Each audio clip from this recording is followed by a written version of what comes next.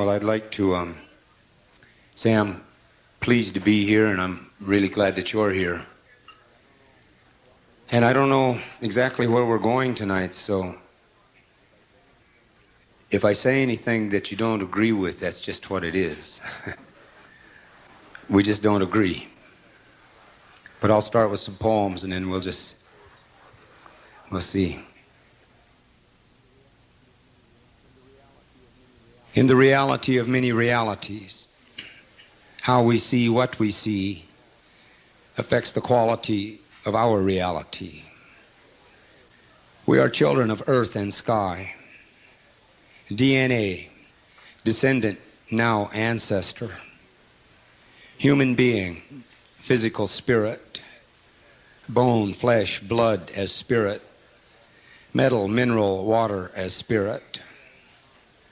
We are in time and space, but we're from beyond time and space. The past is part of the present.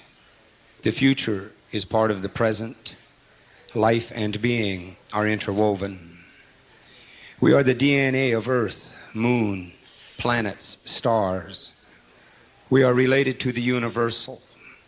Creator created creation, spirit and intelligence with clarity, being and human as power. We are a part of the generations of evolution. We are a part of the memories. These memories carry knowledge. These memories carry our identity. Beneath race, gender, class, age, beneath citizen, business, state, religion, we are human beings. And these memories are trying to remind us, human beings, it is time to rise up. Remember who we are. Famine in the plenty. Patience burns quick. Waiting for the rich, but the rich won't hurry. The rich eat us, so the rich don't worry. In the sun's shadow, water melts into cold, running rivers of want. Want needs justice, but justice is just ice in those rivers of want. The stars in the night have seen it all. What isn't remembered takes time to weep. The soul isn't empty, yet it feels that way. Confusion in the happy place. The great lie is one with all the little lies. Edges of breaking dreams cutting into other dreams.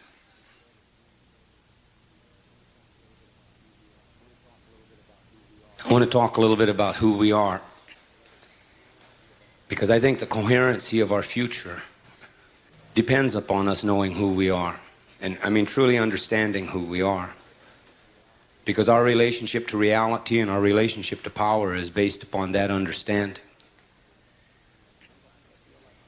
But sometimes I feel like I'm in a reality where we don't remember who we are, so therefore we don't know who we are. We speak a language we don't understand, and because of this we don't know where we are. And I think that we live in a technologic reality, that these conditions are the result of a mining process. I'm going to call it a mining process. And there's a reason we are in this situation, but it's got to do with being fed upon by a system. So I want to go to who we are. See, we're the human beings. And it's very important because we all know how to say the words. We know the terms. I know we know the terms because they taught them to us. They programmed this to us. And the words, human beings. But our relationship to reality is in that definition. So human. The bone, flesh, and blood. The DNA of the human. The bone, flesh, and blood is literally made up of the metals, minerals, and liquids of the earth. So we are parts of the earth. We are shapes of the earth. We're forms of the earth. This is the form that we are. All of the things of the earth have the same DNA as the human does. Everything of the earth has the same DNA as the human. Everything is made up of the metals, minerals, and liquids of the earth, but the shape is just different. And the purpose is different. And being, we have being. That's our essence, that's our spirit. And all of the things of the earth have the same DNA as the human has, so all the things of the earth have being. Spirit. And our relationship to power and reality is in that understanding of who we are. We are forms of the earth, and that's reality. Nothing will ever change that reality. What has changed is our perceptual relationship to reality.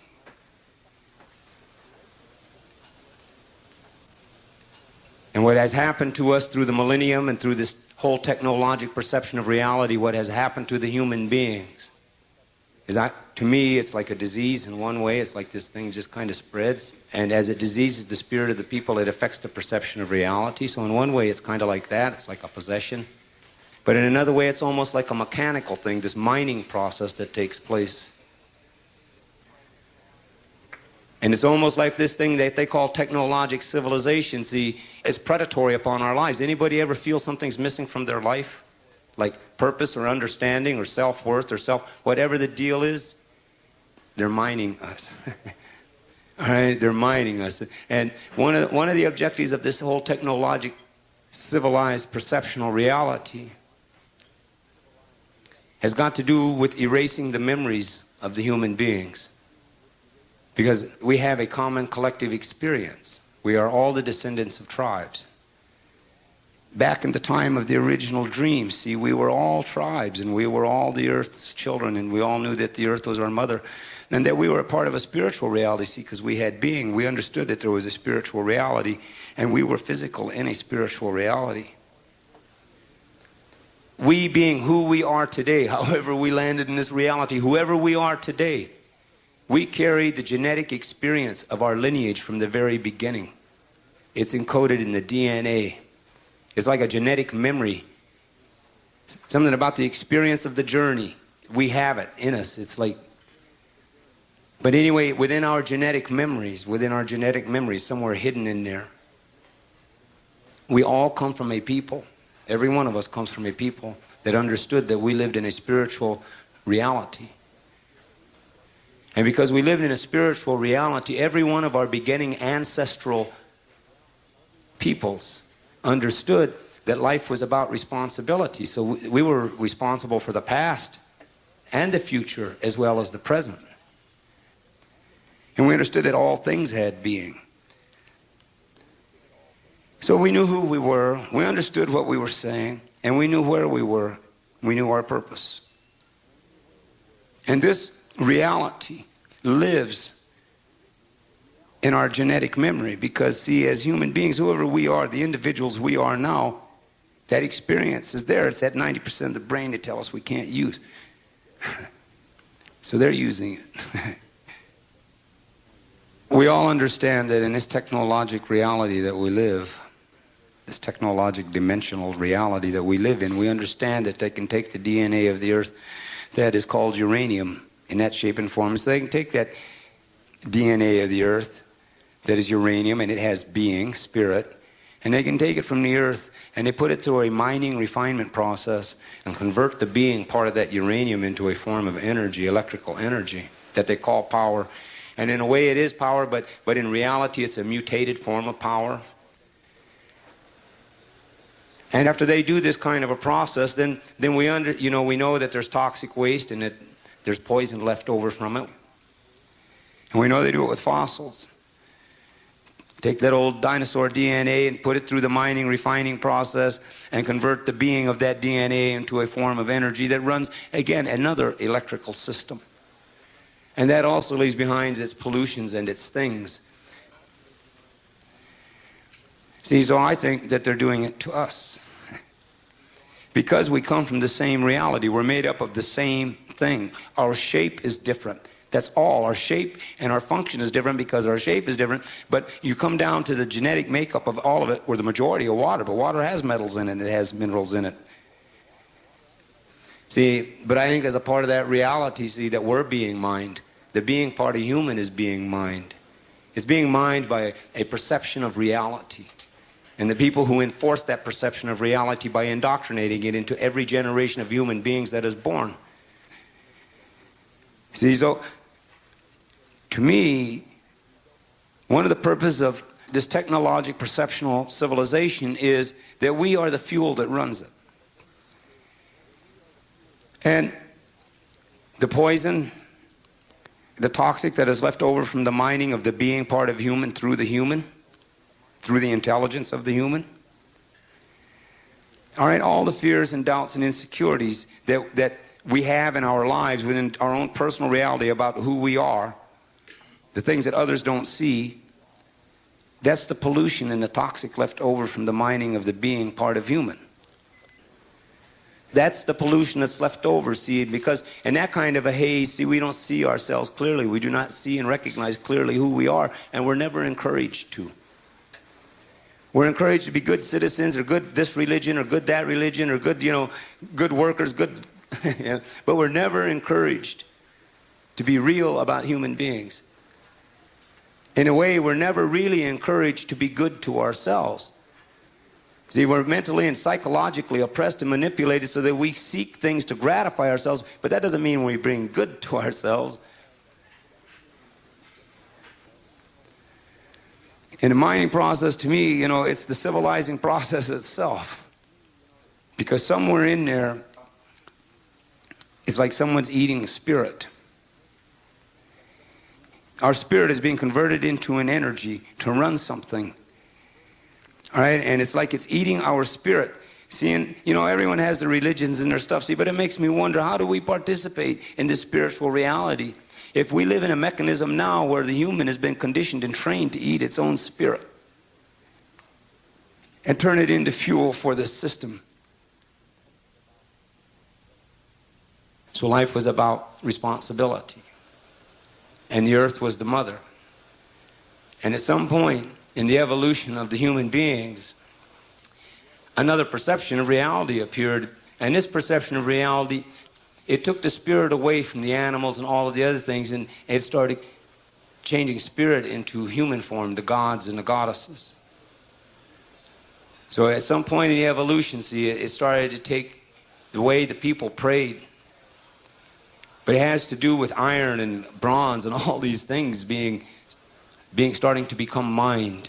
So it's like it kind of evolved in this kind of a way. It's like, see, in a way, religion emerged, but it was like a mining tool for the technologic reality that was manifesting itself through industrialization. But it became almost like a tool, see, because you got to go to the center of where the human being is, because all human beings want to know where we come from and where we're going, what's our purpose. So you've got to go there if you're going to mess with them. You have to go there to the very beginnings. The beginnings and the heart of the spiritual realities. So the God thing evolved, the religious thing, that changed the creation story from being a creation story to where there was a new story, and this new story was that there was a male dominator God removed from the earth who owned everything because he made it. So he owned it. All right, now at this point in our common collective genetic ancestral memory, every one of our relations back in that time rejected this because life worked for them. Because the earth was the mother and the sky was the father. It's like the great spirit. The spirits, everything, it worked for them. They maintained a balance. They knew who they were. They knew what their purpose was. They knew their relationship to power. They knew everything about their lives. So it worked for them. But they were forced to accept this other perceptional reality through violence and terror and aggression. Same thing happened to the Indians here. By the descendants of the tribes of Europe, happened to the tribes of Europe and their descendants. That's why they behaved the way they did when they got here. And this is where I think sexism comes from. I think it comes from our relationship to the earth. See, I think sexism was one of the mining tools, because when you're going to convince all of the human beings in whatever tribes that they're in, as you come into contact with them, you had to turn them against the earth to promote this male God thing, to alter the perceptional reality. So this is where sexism came. It came as a way because, see, as long as the people considered themselves to be the children of the earth and a part of the earth, they would not plunder the earth. They would not aid and abet or accept the plundering of the earth, because the earth is their mother. See, that's why sexism came in as a way, because in order to attack the earth amongst the human beings they came into contact with, they had to attack their perceptional reality about the woman in relationship to the earth and life. So sexism, so it was like a mining tool to help turn us against the earth and make the earth available for plunder. So in order to have all this experience get dumped down in our ancestral past, because it was all like what I'm saying is this mining process. As the technology grew, the ways and methods of mining remained the same. And it's almost like a predatory behavior. The behavior pattern never really changes itself. What the behavior pattern does is it just outlasts the generations. So after 5 generations are gone, the behavior pattern can be as predatory as it ever was, like medieval Europe. The behavior pattern can be as aggressive as it ever was, because after 5 generations, who's going to remember what was there? The terminology changes, the technology changes. So it's like there's this thing that's just kind of been, to me, right, that's a part of this civilization that it just kind of remanifests itself, but the continual thing is it eats our spirit, to me. Feeds off of us in some kind of a way. See, so this is why it's important to separate everybody from any ancestral understandings and teachings, because, see, they don't want anybody to know this. So everybody thinks they got hope. And the thing continues to spread, because you women, look at what the women's suffrage was in the 1800s. So now you have the right to vote, and you made certain little gains, but see, it's still the same war. And the concessions are given very slowly. And it's this way with labor, it's this way with all of the things. But anyway, its behavior pattern basically remains the same. And its means of conducting its behavior pattern, that's what really changes. And the generation of people that it gets conducted on, this changes. But in order for all this stuff to happen, they have to neutralize our intelligence. They have to create a confusion in our own perceptional reality. So somewhere in each and every one of us, there's a collective genetic memory that goes way back to the beginning of the original dream, the beginning of our stories. And our relationship to power in reality is connected to us understanding that that is there. But we're in a technologic perception of reality that does not want us to understand that.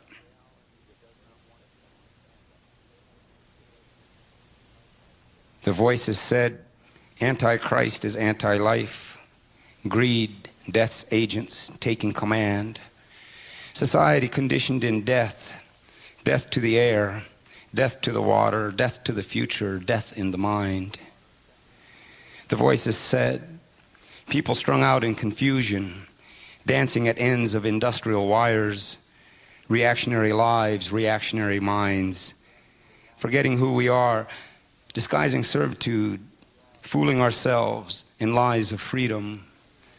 The voices said industrial needs, human beings don't really matter. Their labor does. Energy consumed. Submission in many forms is submission not recognized. Material prisons, racial prisons, sexual prisons, chemical prisons, system prisons, angry prisons, slamming cell doors, shut in human minds. The voices said we are Earth's children. The people must stand strong. Our will is our life. Man respect woman, brother help sister, young help old, relative help relative, nation help nation. The voices said, entering and leaving we gather strength. When we know power, we are power. When we know peace, we are peace. When we know the time, we are the time.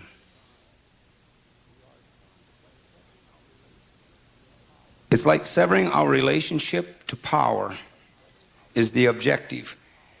Our use of our intelligence, see, and our coherency. So all this cloudy is created, this illusion, because really it is. Crazy Horse said we live in the shadow of the real world, see, and we really, really do.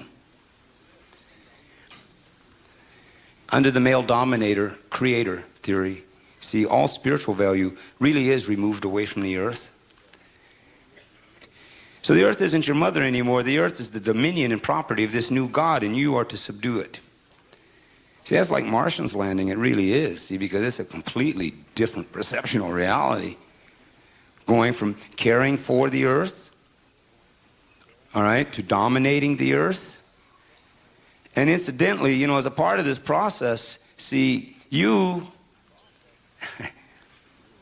incidentally, you created a moral crime for being born. So therefore, you have to listen to the authority of this new male God, because you made a crime for being here. You see, before that was brought here, life was a gift. So when you were born, it was like an exchange of gifts, a gift to a gift. And even dying was like a gift, because it was, once again, it was an exchange of life, because we were a part of a spiritual reality as physical beings. But anyway, this other thing, see, changed about there was something wrong with us for being born. See, and it's maybe a big thing, or see, to me, I think it's a major thing, because see, the first time that human being gets this, that they're guilty, all right, for being born, it alters their perception of self. It alters them from seeing themselves from the reality of who they are, because they're picking up someone's illusion and they're viewing themselves through the illusion. And the way that that illusion seems to work, see, people don't learn from their guilt. They just make new guilts. See, so to me, in the end, it becomes a deal about irresponsibility. So even though all the words are being said, see, it's an irresponsible behavior. It's an irresponsible behavior because we are responsible for what we do. But when they condition us to feel guilty, and then we have to listen to their chain of command and be submissive to them, we are not taking responsibility. And we are not showing respect to our Creator, whoever it is, all right, for the gift of intelligence and life.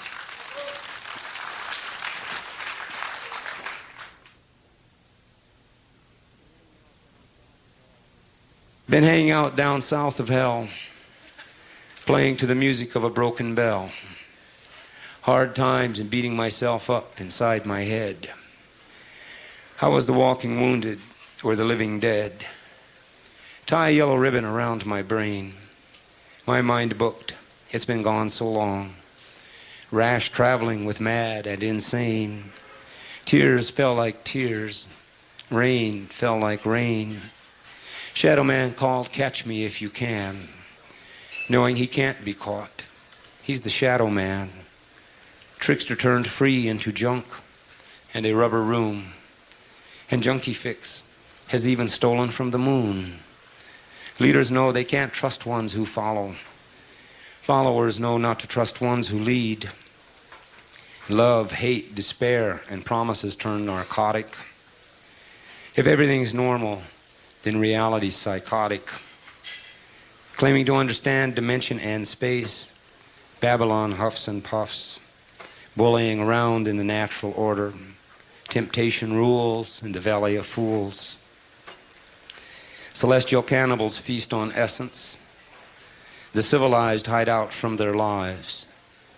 The traumatized worry about everything.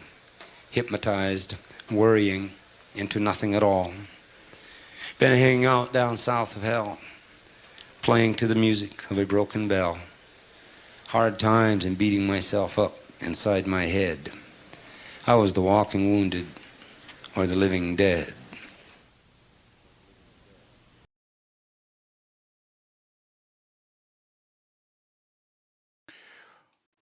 Sugali swagwag, galahindi nioget, swagi sliwagi, niwa kitaloda, unida ngwe winege, ani bojo, danse, okinapi, how, yanko, yukodonlas.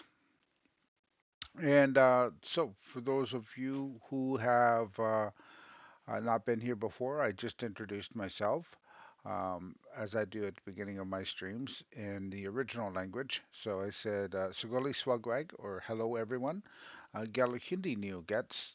So Galahundi is my name, and it translates to clouds passing over in the colonial language. And I'm a member of the people of the Standing Stone First Nations of the Thames here on the traditional lands of the Haudenosaunee, Delaware, Huron, and Anishinaabe nations, which is on the what is in an area that we now call the Dish with One Spoon Treaty Territory.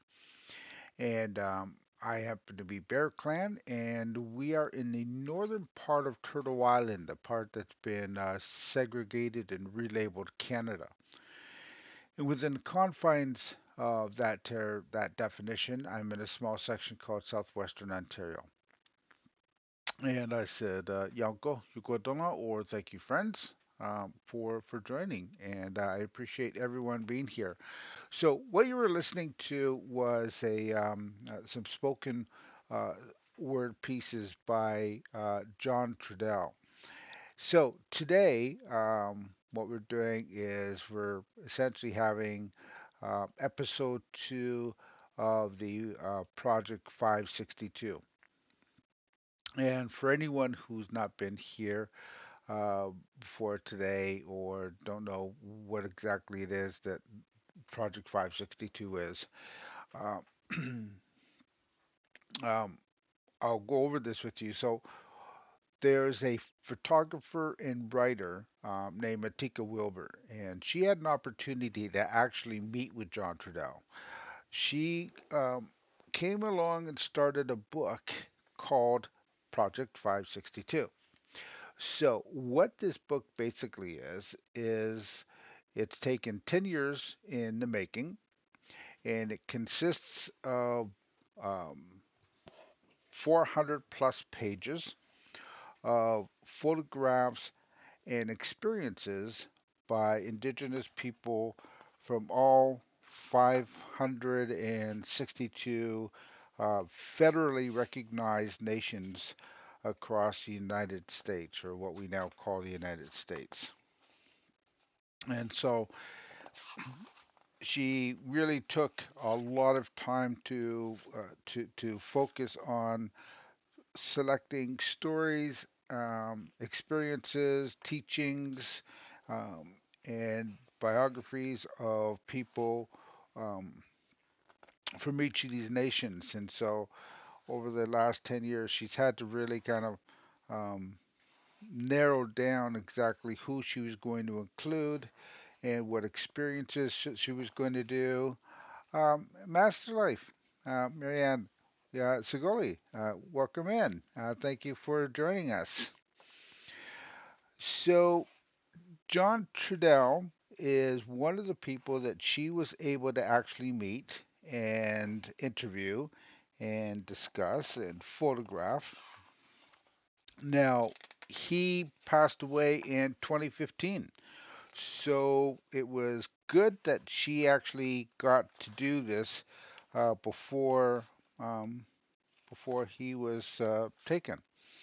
And I am actually just trying um, to find his picture in here. So the idea behind this book was Matika wanted to present a perspective of indigenous people in today's world. And part of the reason for this there was just a study done in 2019 that said 72% of American citizens um, have reported not interacting with indigenous people. 72% of the American population say that they have not crossed paths with an indigenous person in their lives. That seems like an unbelievable number, a statistic. And because indigenous people, basically, we are everywhere.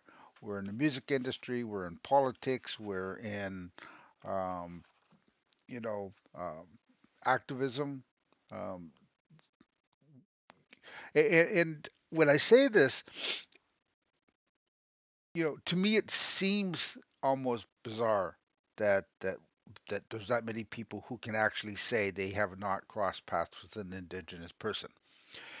Yet when I listen to, say, Buffy St. Marie, for example, Buffy St. Marie is a legend here. She just turned 82 years old in February. She's still touring. She's still rocking. She's been making music for 60 years now, and is still going out. And yes, you did spell it right, Scott. Yeah, essentially. The only thing you're missing in that actually is what we call the carrot. Um, so I will just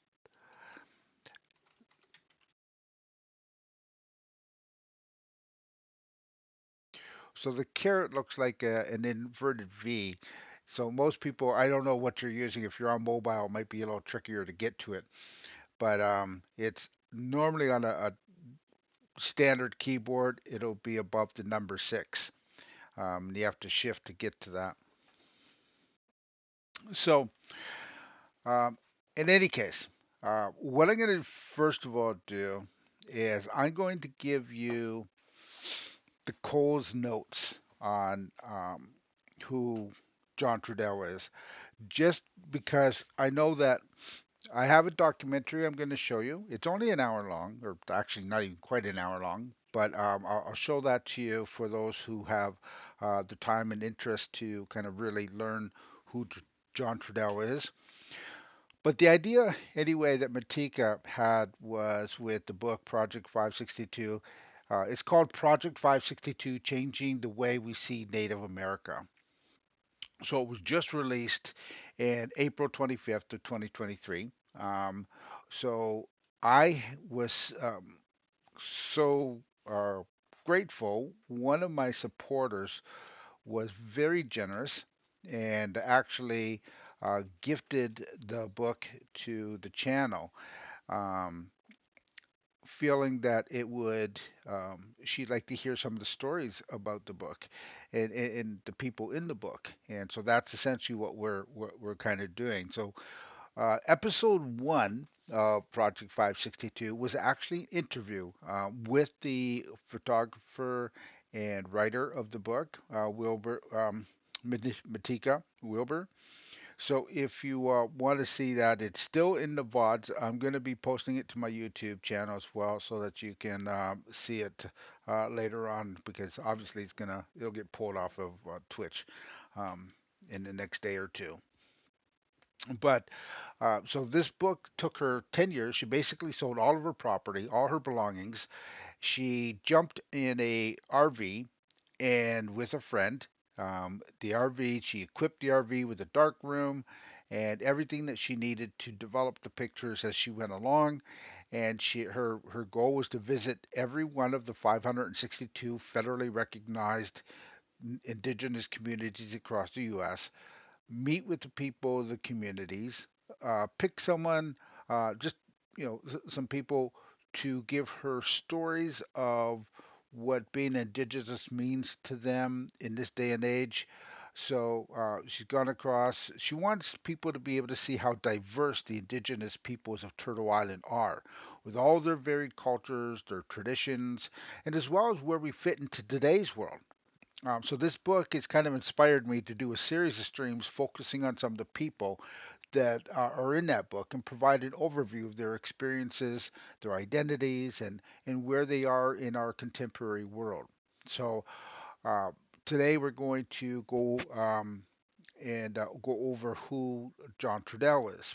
And John Trudell was very significant um, to me before I even got this book, in the sense of his inspiring people to, particularly indigenous people, to kind of speak up and stand up for those who have difficulty standing up for themselves, and who don't have a voice for themselves. So that's essentially what he is.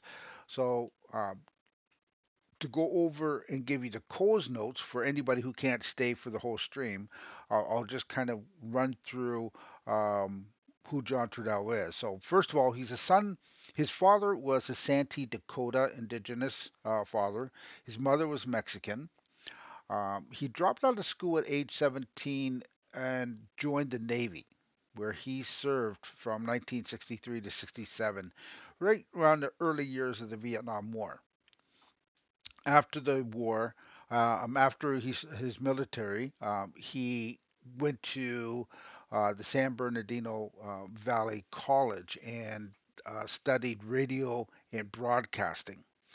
So he used that um, knowledge in broadcasting when he joined the fight for Alcatraz. Now, for those of you who don't know, Alcatraz was a prison just outside, just offshore of California, and U.S. law um, was implemented that if there's a government property that was no longer being used by the government for the purposes of what they needed, that land or property would revert back to the indigenous peoples.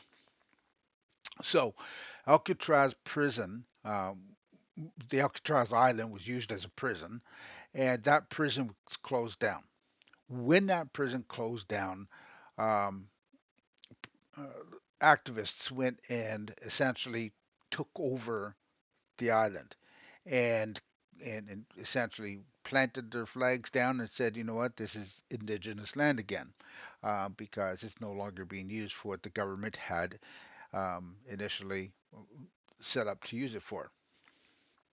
So John Trudell ran a radio show off the island with the help of people from the San Bernardino College, and so then when things didn't go as planned, they were there for basically 2 years that they planted themselves on this island and kept the military off, although they were uh, harassed a little bit and as things go.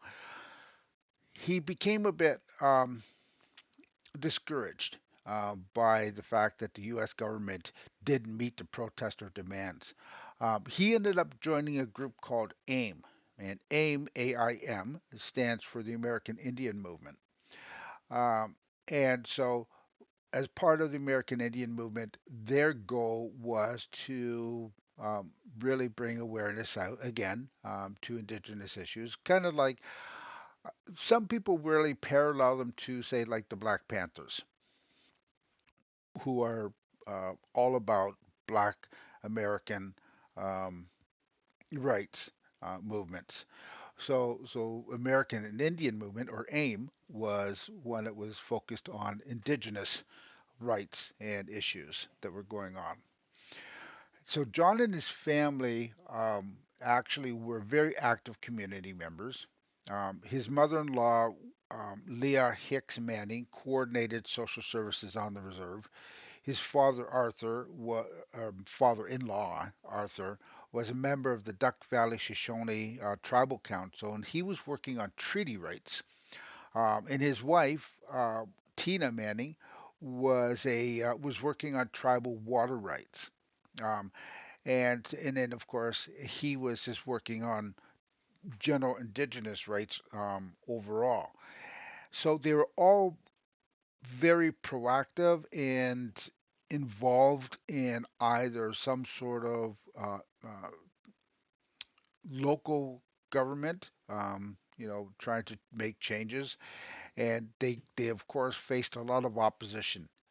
They all faced opposition to the goals that they were trying to do.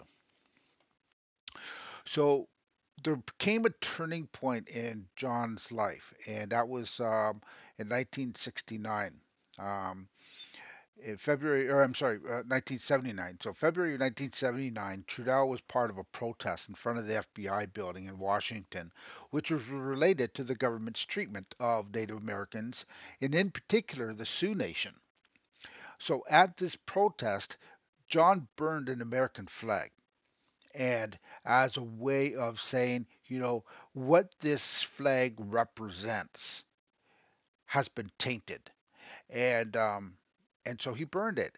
And less than 24 hours later, his pregnant wife, his mother-in-law, and his three children were all killed in a suspicious fire um, in his home, which he believed was meant to kind of threaten and silence him and his wife. So um, this was a shift in what he was, where his mindset was at, because he kind of lost. Um, he started to lose his heart and his inspiration, having just lost his whole family basically. So 6 months after his family's death, he decided he'd turn to writing, and so writing poetry and writing prose um, and speaking. Also during that time, he met a musician by the name of Jackson Brown, which many of you will probably remember if you heard some of his music. But Jackson Brown inspired him to focus his creative mind on music. Um, so over the next half of his career, basically, John released 16 albums. He appeared on numerous others with other guests, or guest appeared on other people's other artists' albums. He wrote four books, and he appeared in something like 19 different films, documentaries, and TV shows through his career.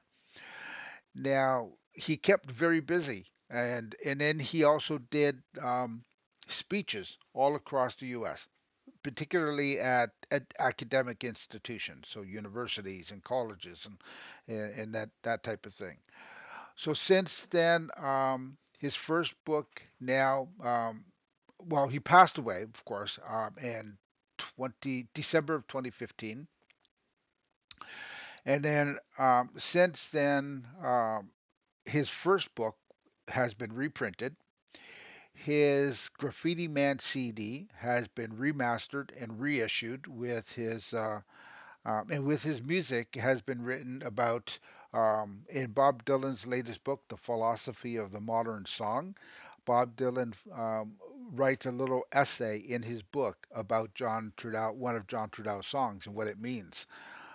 So Bob Dylan was quite moved by John Trudell, which was really kind of something to say when you consider how long John Bob Dylan's been around and what stance he has in the music industry.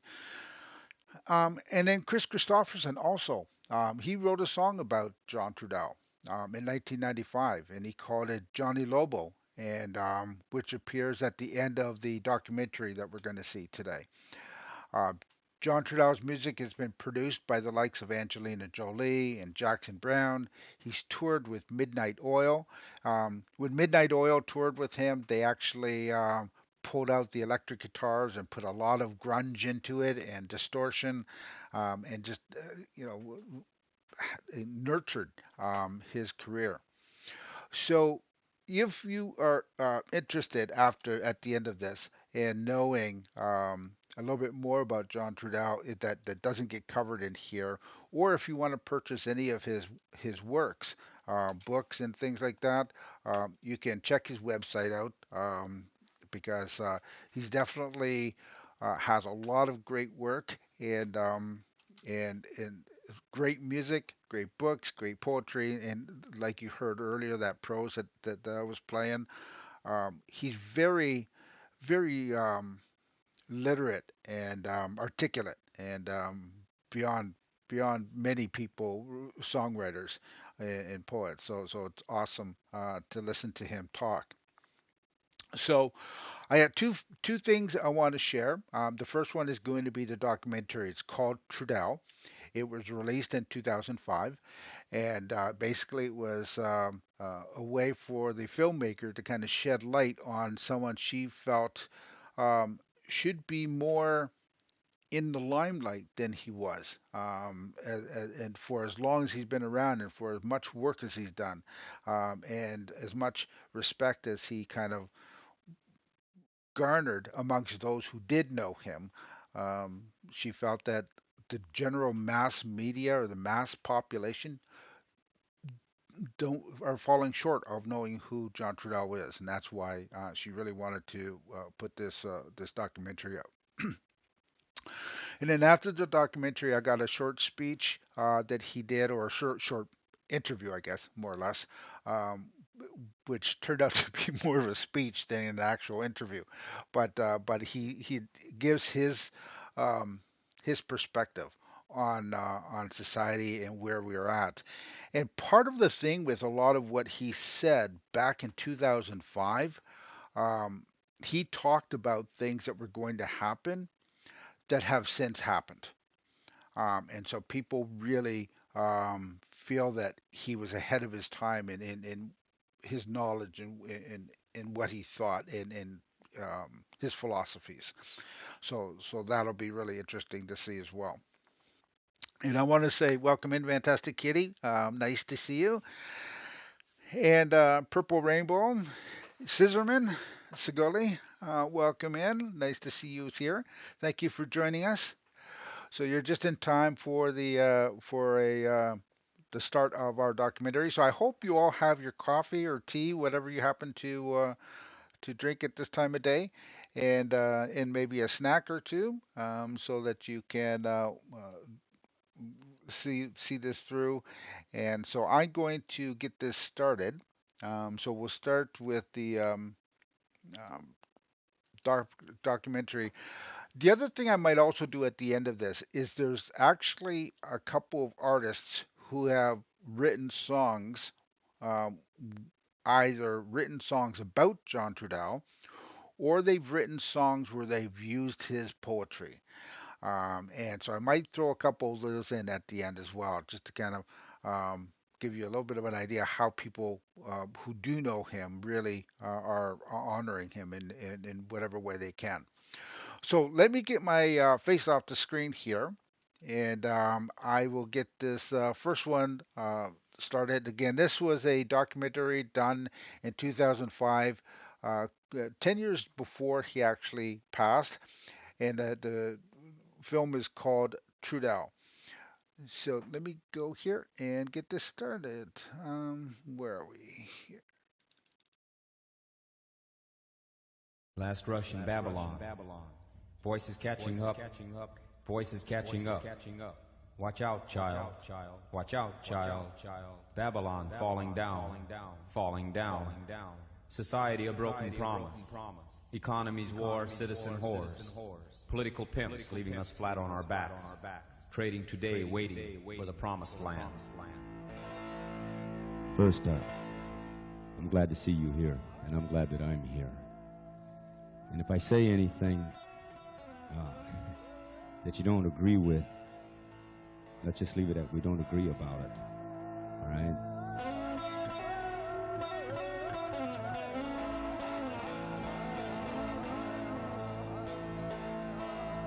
There's no clear thought being exercised right now in the American public. They're allowing the insanity of the leaders, to make decisions, all right, that really are not in the best interest of the public. They're not in the best interest of the children of the public. They're not in the best interest of the grandchildren of the public. They're not in the best interest of the earth. They're not in the best interest of anyone.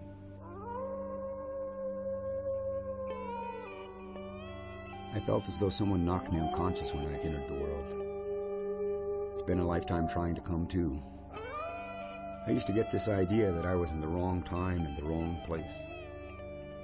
I thought that I came here 100 years too late.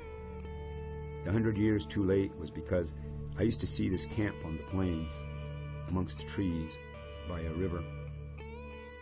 It was a tribal camp, and I felt I was a part of it. It's like these thoughts were memories. Every part was familiar, and I was a part of the whole thing. There was another place, another dream. I can still physically see this camp. It was in the mountains somewhere. And my job was to keep peace with the wolves, keep peace for my people, to make this alliance. Crazy horse, we hear what you say. One earth, one mother, One does not sell the earth. The people walk upon. The spirit of life is almost non-existent in the perceptual reality of the society that we're in.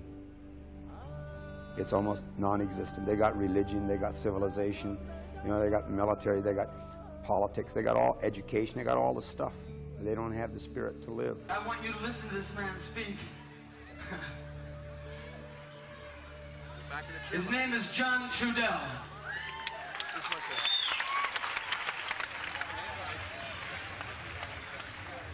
I'm a member of the American Indian movement, and I'm from the indigenous nations of the Western Hemisphere. As the indigenous people, we have watched this thing happen on our hemisphere. We have seen what has happened. We have seen them come in and confuse and attack. We understand that the issue is the land. The issue is the earth. We cannot change the political system. We cannot change the economic system.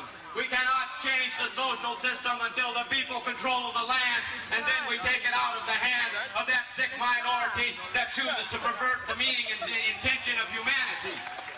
There was trouble in Custer, South Dakota yesterday after 200 Indians... President Johnson transmits the bill to Congress.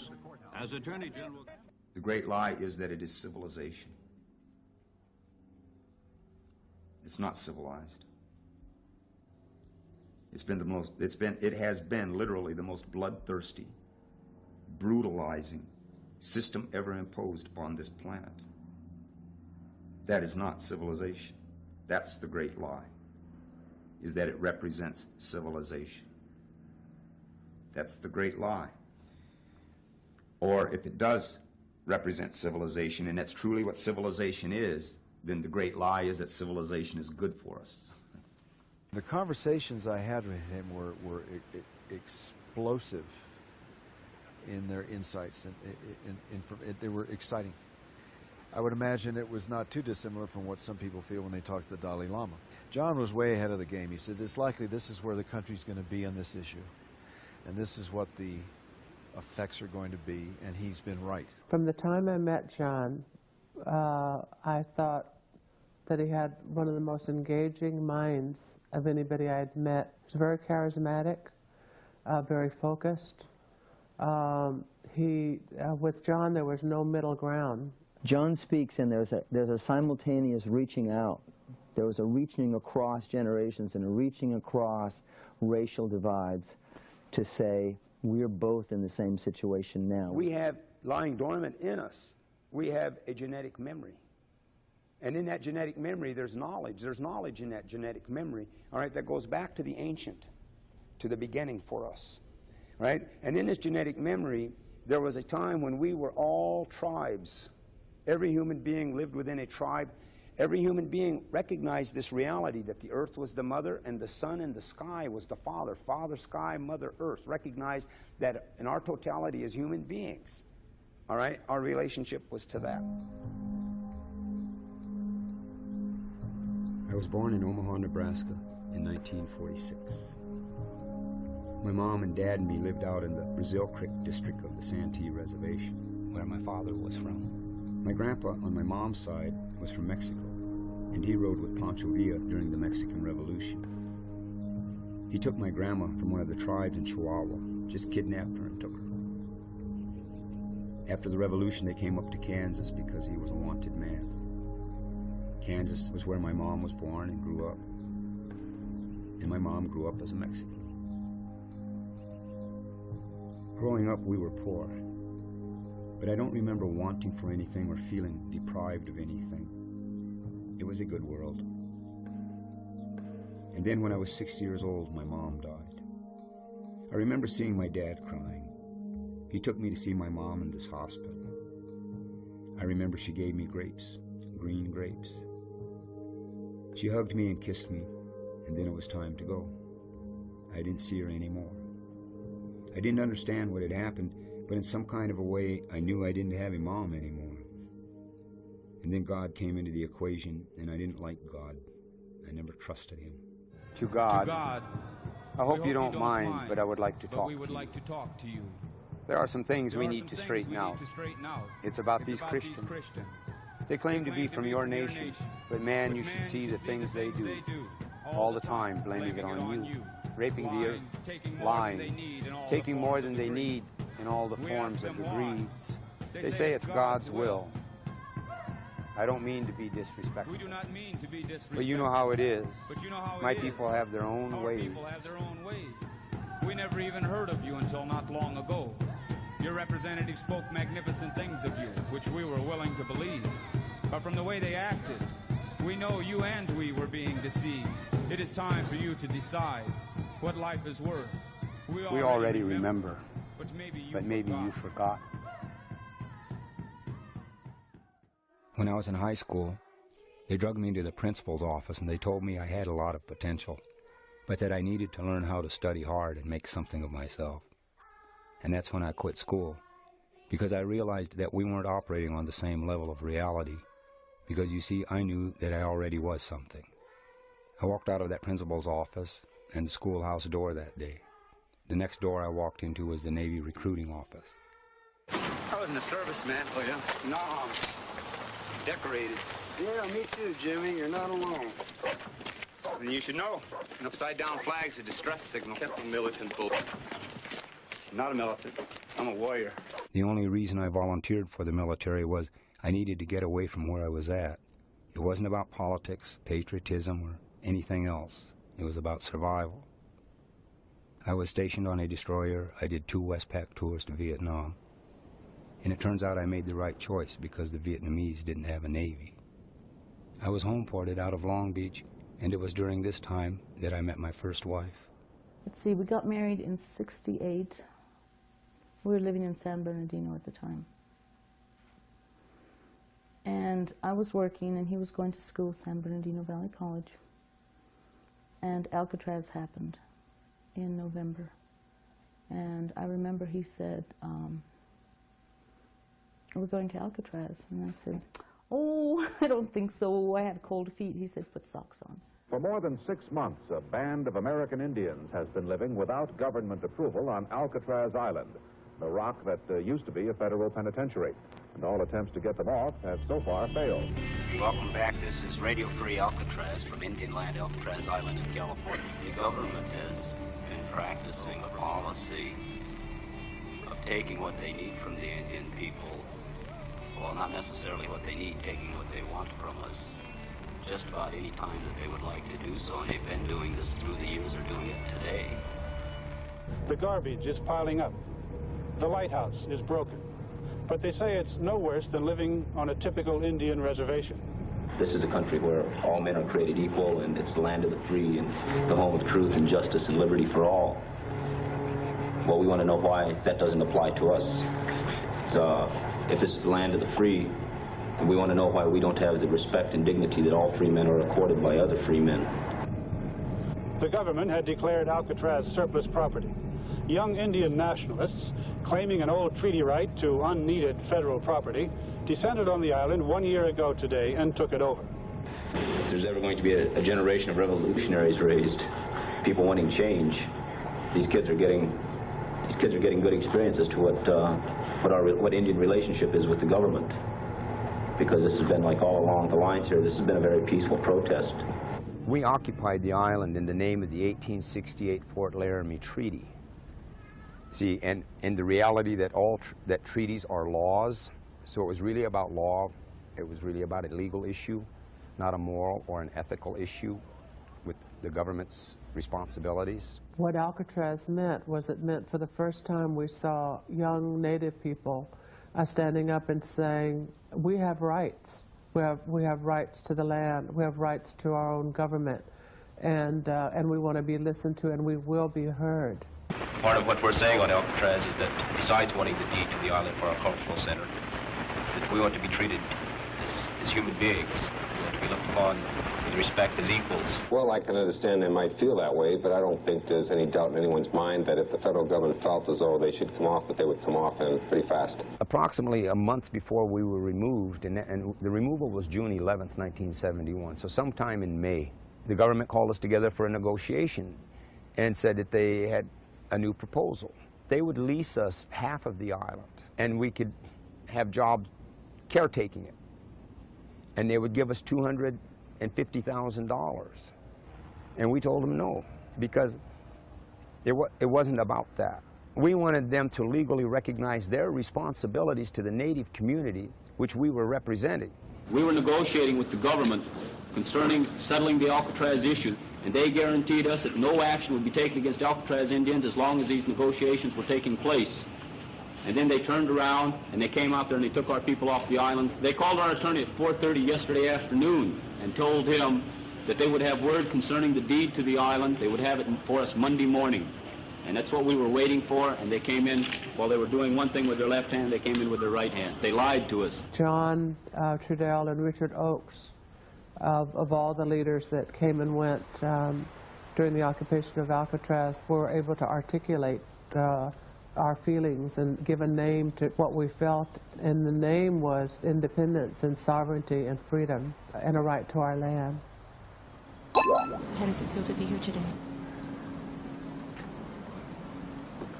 Just reminds me of other worlds. A lot of things have happened since I first came. First boat ride I ever made to this place, many things have happened. And it's like, it's always kind of maybe just remembering some of those things. I mean, I've been to many Alcatrazes since 1969.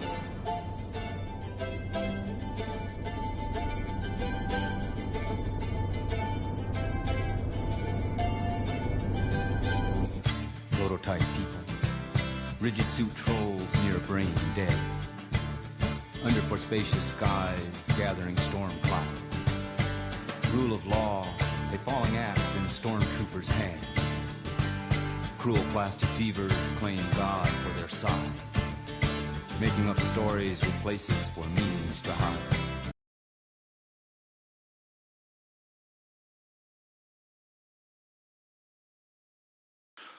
Siguli swagwag, galahindi niogats, wagi sli wagi, ni wakitaloda, ani daag ngwe mwenege, ani bojo, dansai, okinapi, how, yanko, you got donla. For those of, first of all, I want to say big yanko to Like It or Not show, and Benjamin P. Dixon, both of you rating right after each other. Um, Double rated. I appreciate your bringing your communities here, and again, Yanko, so much for that. Um, so, for those of you who are new, welcome in, and thank you for coming in with the raids. I introduced myself in my original language.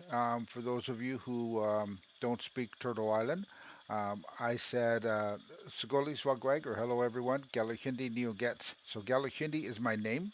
Um, Translates to clouds passing over in the colonial language. And I'm a member of the people of the Standing Stone First Nations of the Thames here on the Turtle Island, the northern part of Turtle Island that's been segregated and relabeled Canada. And within the confines of that definition, I'm in a small section called Southwestern Ontario. What it is traditionally is the land of the Anishinaabe, Haudenosaunee, Delaware, and Huron nations, and we are in an area that we now call the Dish with One Spoon Treaty Territory. And then I said, Yanko Yukodona, or thank you, friends, and welcome in, and thank you for joining us, and I appreciate it. What we're doing today essentially is we're talking about John Trudell um, and who he is. And part of the reason we're doing this is, as you've noted, or may have noticed, it says Project 562, Episode 2. So Episode 1 we featured an interview by a photographer and writer by the name of Matika Wilbur. She did this book, which is called uh, Project 562, Changing the Way We See Native America. So this book essentially took her 10 years in the making. Basically, what it is, it's 400 plus pages of photographs and biographies and stories, teachings, experiences by the indigenous peoples on the part of Turtle Island that people call United States.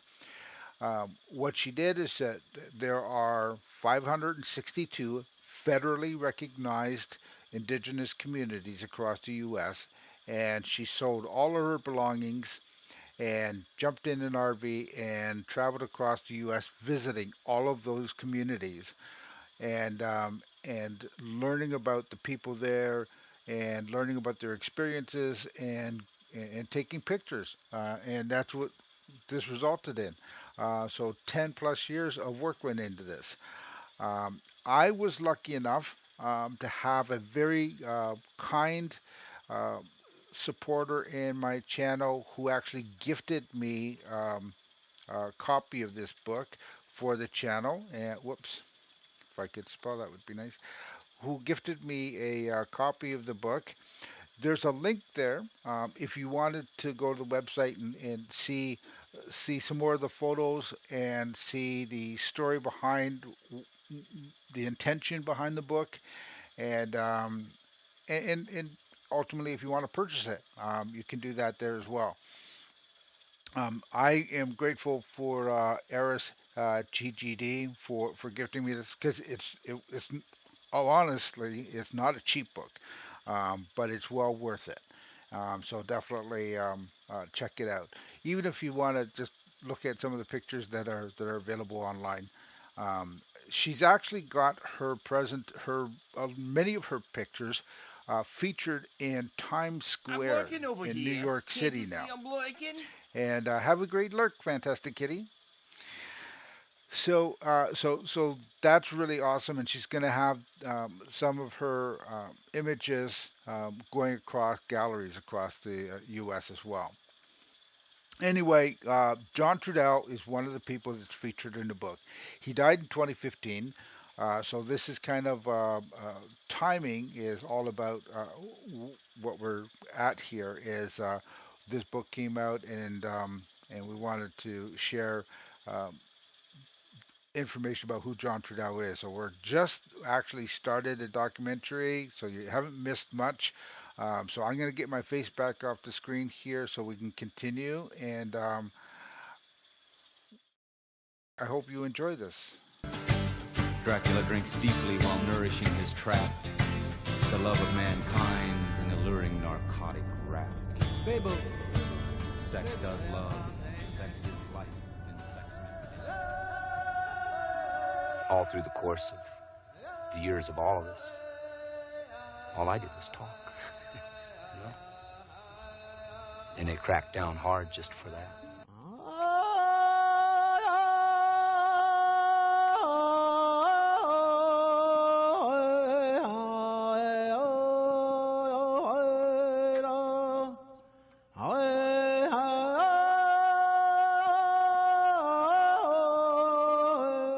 Published a book of poems.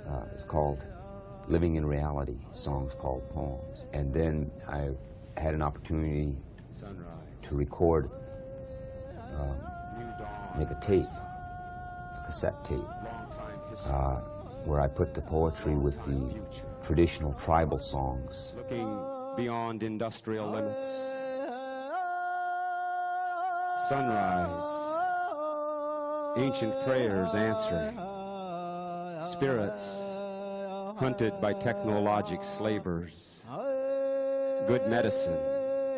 Seeing through the machine. I first was aware of John through political activism, and then subsequently became aware that there was an additional part to John as a poet, artist, spokesperson, spiritualist.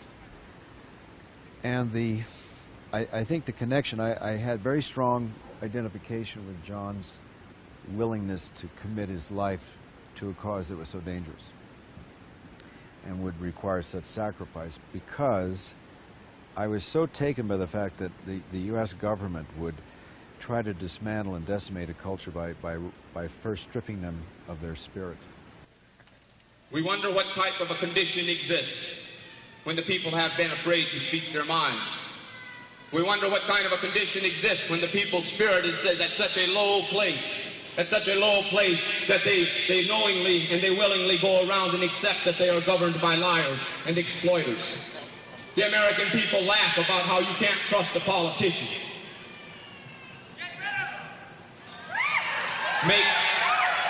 The people must take the political system under their control. During that period of time, the native consciousness was waking up.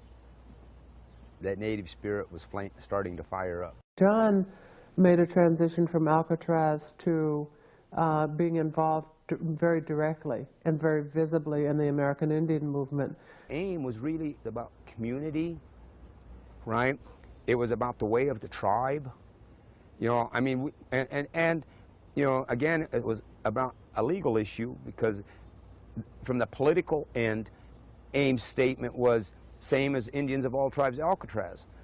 You have a legal responsibility. Treaties are laws. By the Constitution, they're laws. But when I look at America now, going back to the treaty, this American generation, they don't look at the treaty as having any validity. All right, well, I'm going to say that was an agreement made between their ancestors and my ancestors. And when they break that treaty like that, they're telling me they have no spiritual connection to their past, no respect for their past.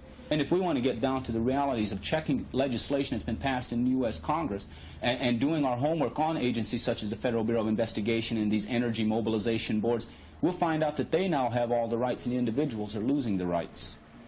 And it's almost sometimes I feel like a war is being waged against us. They lied to you, they confused you, they told you that you had freedom and democracy, but you go back and you read your Constitution, you read your Declaration of Independence, and you will see that the only people who could decide these freedoms were white males who owned property, and all the rest of us were excluded. And what kind of a principle of freedom? I think they saw him as a tremendous threat, simply because he was able to mobilize people, motivate people, inspire people, and get them to follow him. For 500 years, we have had to fight and resist and struggle against the oppressor who has come. They called us Indians and said that we didn't have any rights. They called us Indians and said that we were no longer people. They called us Indians, and they used their manifest destiny mentality to justify their genocide against us. In the 1960s, the FBI launched what it called the COINTELPRO program, the counterintelligence program. And essentially it was a program within the FBI to infiltrate the civil rights movement and to destroy it from within and from without. In the late 60s, very early 70s, when activists within the Indian community started vocalizing their situation with regard to deprivations of human and civil rights, the FBI shifted or used the same basic tactics to go after AIM. Several groups of American Indians have banded together to march on the nation's capital for a redress of some long-standing grievances. But the president refused to see them. Congress is out of session, so today they took their caravan to the Bureau of Indian Affairs. ABC's Bill Matney reports. They came from as far away as the Pacific Northwest and as nearby as North Carolina, American Indians from 250 tribes. They came to the capital as a trail of broken treaties caravan, they said, to reclaim their lands and their rivers and, most of all, their dignity. We occupied the national headquarters of the BIA. It was a big embarrassment to we're talking about Nixon and Ehrlichman and Haldeman and John Mitchell, and if people remember history, well, just think of Ashcroft and Bush and Wolfowitz, and you're talking about these same mentalities. But we occupied that building and had it for a week.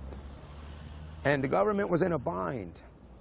See, and we pushed it pretty far. But we were pushing it, again, about the way the BIA was treating the people in the communities. We had a 20-point position paper that we were presenting to the government about ways that they can enact the treaty laws.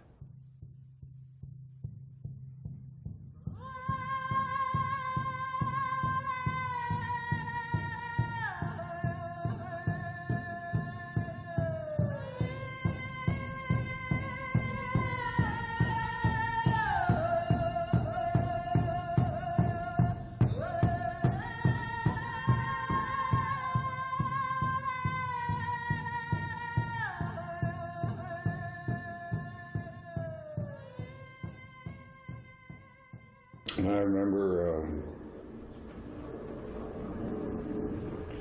traveling back from D.C. when the occupation ended at the Bureau of Indian Affairs, traveling back out towards West Country, and I'd stayed on with caravans that traveled through South Dakota, and I remember when we got to Pine Ridge, Dickie Wilson, the chairman, took a stance that he was going to keep the American Indian movement off the reservation however he could. In February 1973, AIM and the traditional people of Pine Ridge occupied the village of Wounded Knee, taking a stand for the legal rights of the Lakota people under the Fort Laramie Treaty Law of 1868. The standoff continues at Wounded Knee, South Dakota. 200 Indians still occupy that small community, and federal marshals still surround them. There were no incidents and no shooting today, fortunately. But there has been a lot of talking in a teepee, talking between the Indians and government lawyers to try to find a way to end the impasse peacefully. AIM picked Wounded Knee, but the government picked South Dakota. All right? Because it shut down the momentum of AIM. The FBI noted that one of the things that AIM was shifting its direction towards was protecting the earth. At the same time, some 27 multinational corporations were coming into this region, uranium and oil and other mineral companies, and basically leasing and staking claims throughout the entire Black Hills region. During the same time period, the FBI declared AIM to be one of the most dangerous organizations in the country, and they began discussing the need for paramilitary assaults on what they considered to be certain AIM strongholds. Pine Ridge, the capital of the reservation, is about 10 miles from Wounded Knee, but it's as tense as the small community which has been held by the militant Indians for 6 days now. The takeover of Wounded See, one of the things that the American government realized, and they saw this at Alcatraz, and they saw that it was really more pervasive, because they saw it in AIM, and that is that the majority of the American citizens agreed with us. Right? They felt some kind of sympathy or understanding. The majority agreed with us, right? That the government was in the wrong in its dealings and treatment of Native peoples. So and to the government, the way the government operates, anytime any grassroots or anytime any group of people start to get popular support, this becomes a threat to the government. AIM got labeled by this Eastland Subcommittee on Un-American Affairs as a terrorist organization. And between 73 and 75, the government with the FBI, they were literally waging a contra war against now all of the AIM people and the traditionalists, the ones who had supported Wounded Knee. They were trying to eliminate this thought. In June 1975, 2 FBI agents were killed on the Pine Ridge Indian Reservation in South Dakota. The community that they launched their attack in was the community of Oglala. In the course of the firefight that took place that day, one of our people, Joseph Stuntz, was killed, and 2 members of the Federal Bureau of Investigation were killed. And as a result of that, 3 men stood trial for it, Dino Butler and Bob Robidoux and Pelletier. Then that's when they kind of just put the finishing touches on the momentum that AIM had. We had that Oglala firefight, and afterwards we got arrested, He was the only one that came forward. Him and Neelock and Tina came to our defense and helped organize in the communities. And when we got to town and checked into this hotel, and I turned on the news, and all the news in the local stations was really talking about, there were going to be terrorist attacks, that the AIM militants were coming, they were going to be disruptive, they needed to have a lot more security, and so they had created this paranoid climate. See, and all the media was carrying it. It's almost like, like the government was writing it. So we were not liked in that town. So we had a press conference, and right away, and challenged them on it. Here are women and kids, and they met with every church group. They met with every women's organization, every community organization. Met and just explained, look, we're just here. We don't want to be, you don't want us here. We don't want to be here. We just want the opportunity. And basically, through that kind of networking, and then the reality that hold it, these aren't Indians, they're human beings. See, that reality was emerging in Cedar Rapids. And this jury got to see it, because we had a positive influence in that community. And in the end, when push came to shove, on the jury deciding on guilt or innocence, this played a role.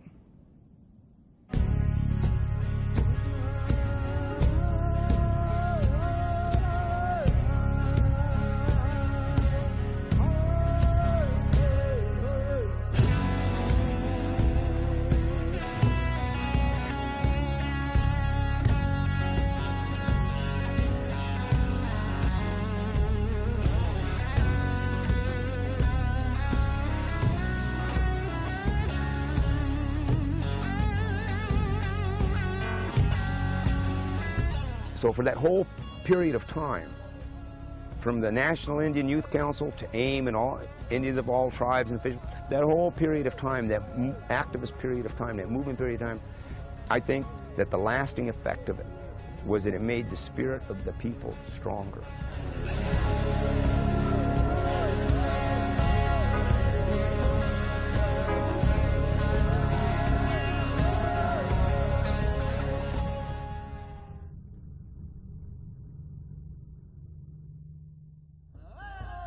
See the woman.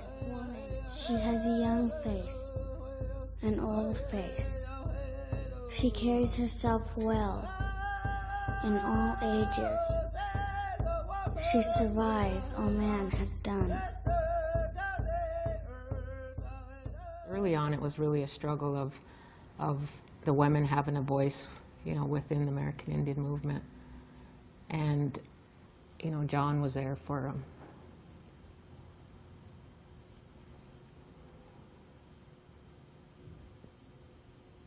You know, all of our sisters. Me and Tina were a good team. I mean, I met her around the end of '71. By '72, we had teamed up, and I worked a lot of Oklahoma with her. She was always very sensitive and very concerned about people. And during the time she was at Tulsa University, she met John Trudell. He was there doing he was a speaking tour or something. She was just taken by what John was doing and fell in love with him. She was really an intelligent person. She got it. She's one of those people that get it, right? And I think in many ways we complemented each other very well, right? And just by her being who she is, she gave me credibility in the worlds that I wouldn't normally have it in, right? Because I was one of them wild guys, right? Her major in college was psychology. You know, it's almost like she knew she was going to meet me. So she already had her self-defense. And Tina had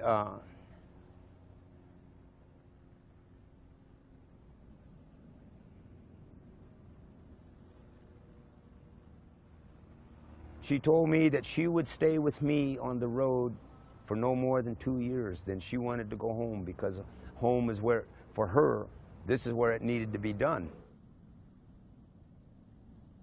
Tina had a way with our old ones. She knew how special they were, and she'd make it a point to go and visit them and to hear what they had to share. She was one of those people who took time to go and visit others. And with her humble way and gentleness, they were just always so happy to see her.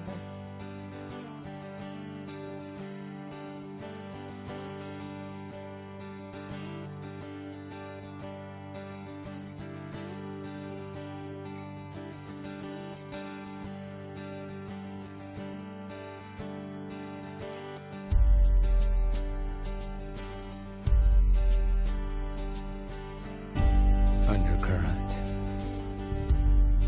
A way heat breathes. Dancing sweet. Our introduction was our seduction. Dancing sweet.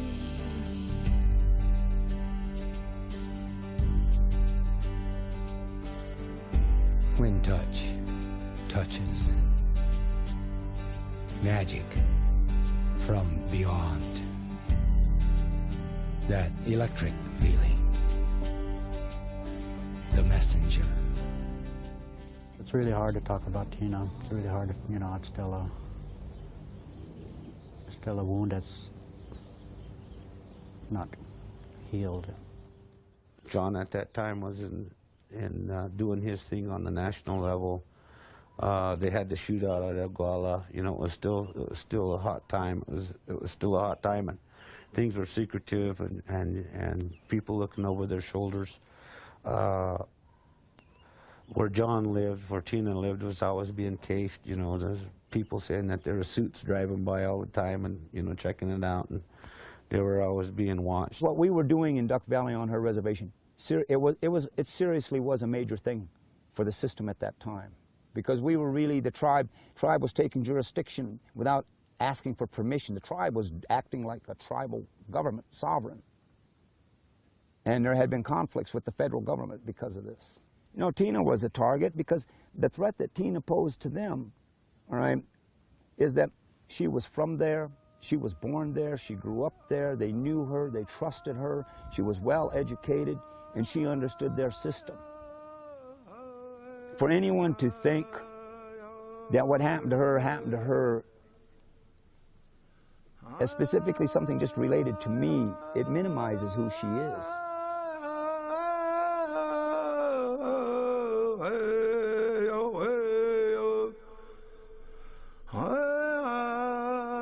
I burned the American flag in protest of the way that the American government treats the indigenous Indian people in the United States of America. I burned the American flag as an act of protest against the injustice that is being extended against all of the people. We burned the American flag because it has been desecrated, and it's the only proper way to dispose of the American flag after desecration is to burn it. We feel that racism and sexism and class separation, that these are desecrations. And we feel that the American flag does not represent integrity, honor, justice, or truth. He was warned in jail that his family could be in danger, you know, the way he's carrying on. About 2 o'clock in the morning, my dad came over to he was pounding on the back door. And we opened the door, and he was just standing there, and what struck me was his eyes were just sort of gray, it seemed, and he had his pajamas on, and he just said, "There's a fire. The house is burning and they're all in it." There was a line of fire across the roof. You know, some people that saw it from a distance, you know, it says maybe that, you know, somebody had torched it that way. In the fire, the family was trapped in the house, and Tina and her children were killed in the fire, and so was her mother.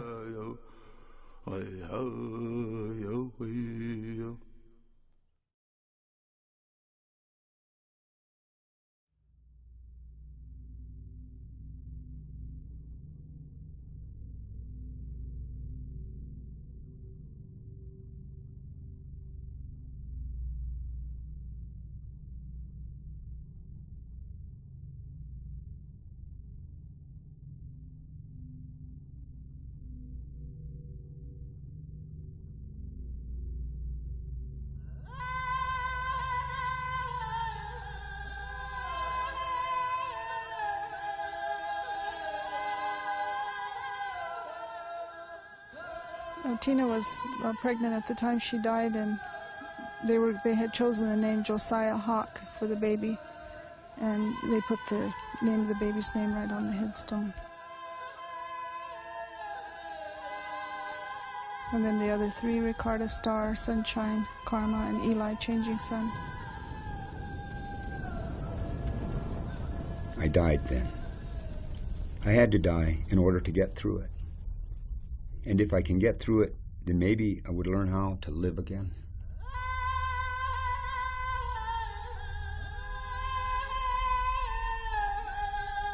Putting my love into the ground like this, putting my love in boxes, putting them into the ground and covering them up, reconnected me to the earth.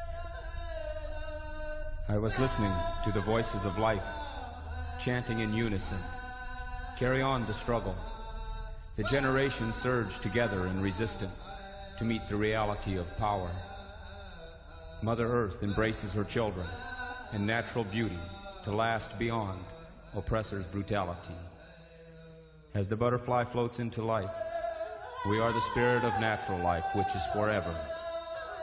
The power of understanding, real connections to spirit, is meaning our resistance, our struggle, is not sacrifice lost. It is natural energy, properly used. Remember the people. Remember sky and earth. Remember the people have always struggled to live, in harmony, in peace. Struggle against selfishness and weakness so the people may live as nations. The old ways are hard. The people have always had to work together. Remember, impatient one, remember and live. Do not be afraid of truth. Respect, discipline, share your life so the people may live. Honor sky and earth. Honor yourself. Honor your relations. Remember, impatient one, the gentleness of time. About 6 months after the fire, I was with Dino Butler in Vancouver. He's the one that took care of me after the fire.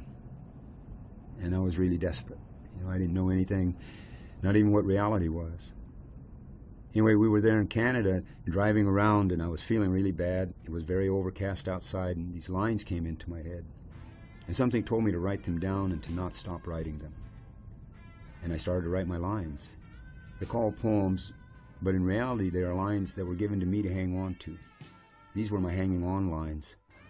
And I know that's real to me, that this is something that Tina gave to me as a parting gift. And somewhere in that haze and smoke, I recognized to follow where this writing would take me, to follow it, to just go with it. Whatever the madness, whatever the extreme I had to bounce around in, to follow the writing, and maybe someday I'd find some kind of center.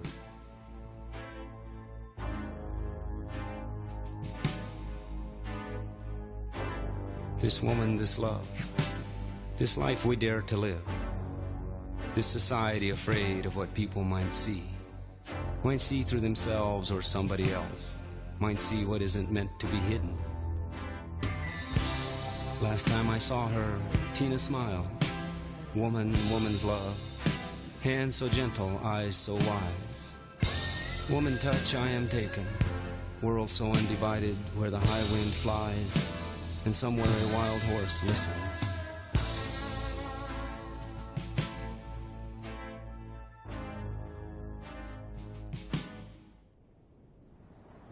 I've often thought he was a living example of the line out of one of my songs, Bobby McGee, where the freedom's just another word for nothing left to lose.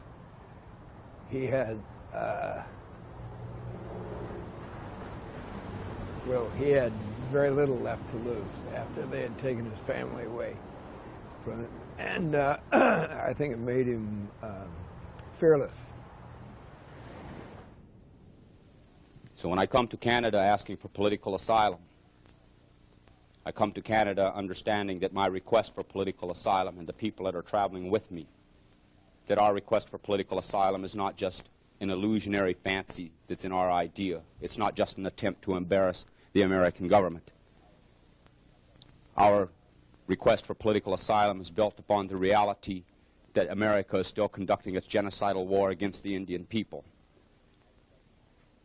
Our request for political asylum is based on the reality that you cannot embarrass the American government. You cannot embarrass something that is built and based on greed, violence, and corruption. It cannot be done. We have never really seen the war go away. I mean, if you're dying from the 7th Cavalry's bullets, or if you're dying from induced poverty and racism and class systems and sex systems, all right, and you're dying from alcoholism and poverty, all right, or someone has come in now in the name of maximizing their profit, and they're getting you to work in the mines, the uranium mines, and you're dying from lung cancer, and you're dying from the cancers and the diseases that come out of that. You're dying. It's the same as the bullet killing you, and I see it all as a war. You know, like I've heard a lot of people talk about the theoretical nuclear war. What if it ever comes? Well, you know, let's alter our perspective on that a little bit and say, well, the nuclear war is here. That's what that dead Navajo uranium miner is. He's a victim of that war. That's what them stillbirths are that came out of 3 Mile Island. That's what the miscarriages and the stillbirths are in Pine Ridge, where the radioactivity's reached into the water. The nuclear war that is being waged against the people on the Western Hemisphere does not just happen and occur after the uranium has been made into plutonium. It occurs and it begins the day that one of the corporate terrorists decides, well, we're going to take the uranium from these Indians over here. And then in order to get the land, to get the uranium from under our land, and in order to maximize their profit at the same time, while they are doing this, they use their law enforcement agencies, such as the FBI. They use them as a private standing army for the corporate state, and the FBI comes into our communities and they attack us while they're calling us criminals.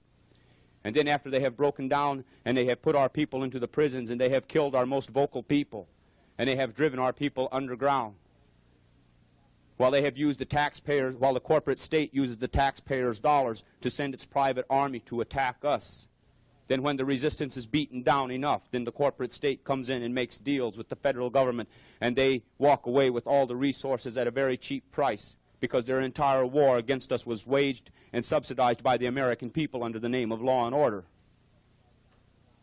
So they get it for nothing, and then they turn it around and sell it back to the American people. That is the principle behind maximizing the profit. It is the principle behind colonization. I met John for the first time when we were doing a couple of gigs around a nuclear issue. Mount Taylor in Grants, New Mexico was the first date, and we were dealing with uranium mining on Native American lands. John really focused it for a large audience, and by combining with the No Nukes movement, I think he brought a connection in the audience and in the press and in the Indian people's consciousness that was so powerful that I don't think that we've ever really been the same. And to have that kind of artistic voice that mixes politics and fantastic poetry makes him very, very unique and very important, and I think he stands alone as being the most effective Native American activist we have today. I have to ask you this, since it's Columbus Day, does that mean anything to you as a Native person?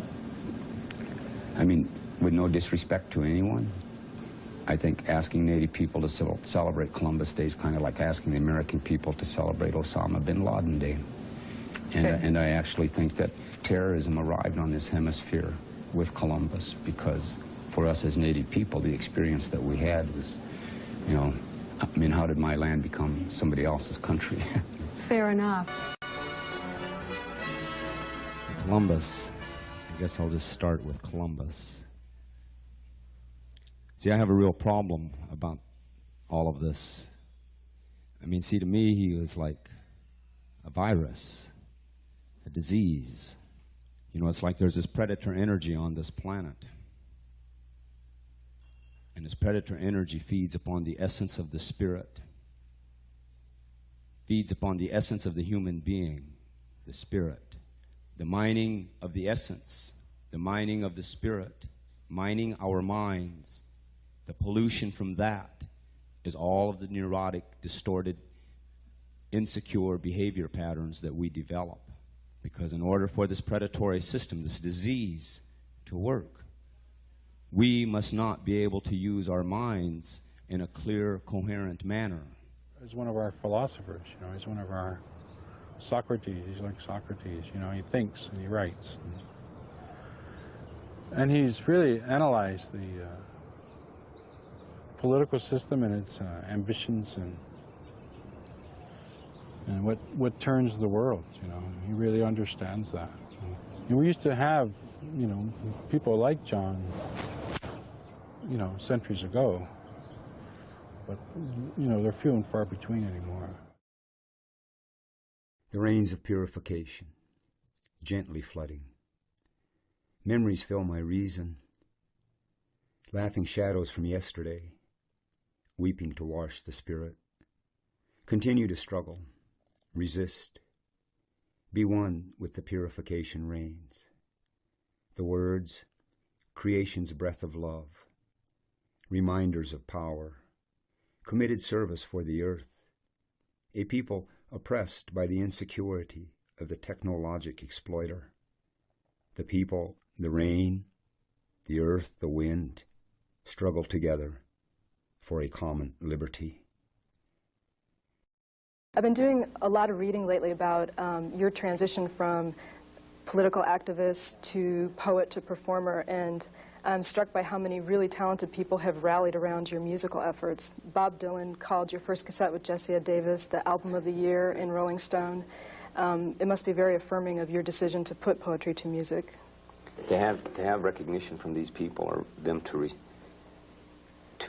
look at my work and know that it makes sense to them and I'm communicating something to people that I've listened to through my life. I mean, these are people that influenced me. And to have them acknowledge me, and however they've acknowledged me, you know, it helped, it's what helped to feed me, you know, to keep it going. We took a cruise, and he told me he did poetry reading in Northrop Auditorium in Minneapolis. And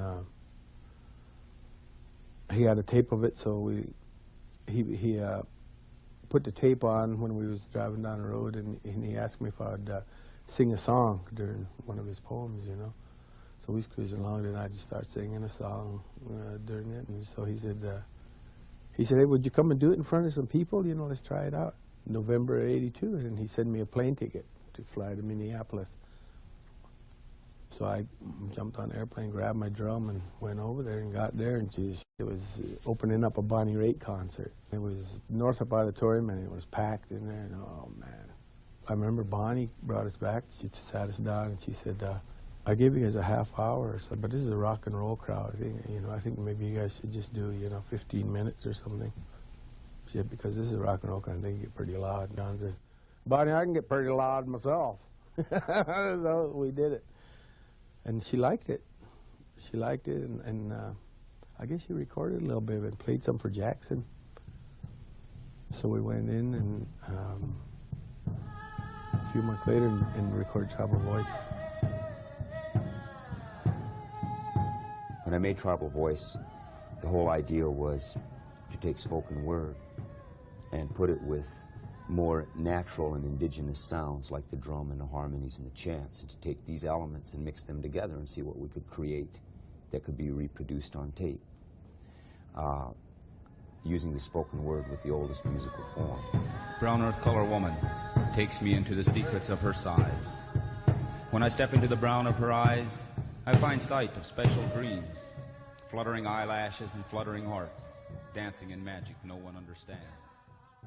He's a dangerous poet, a visionary, a champion of indigenous people's struggles, a man who's come to give the fear of God and celebration of indigenous vibrations. Are you ready for a blues locked up poetry experience? Are you ready for the one and the American original, Mr. John Trudell?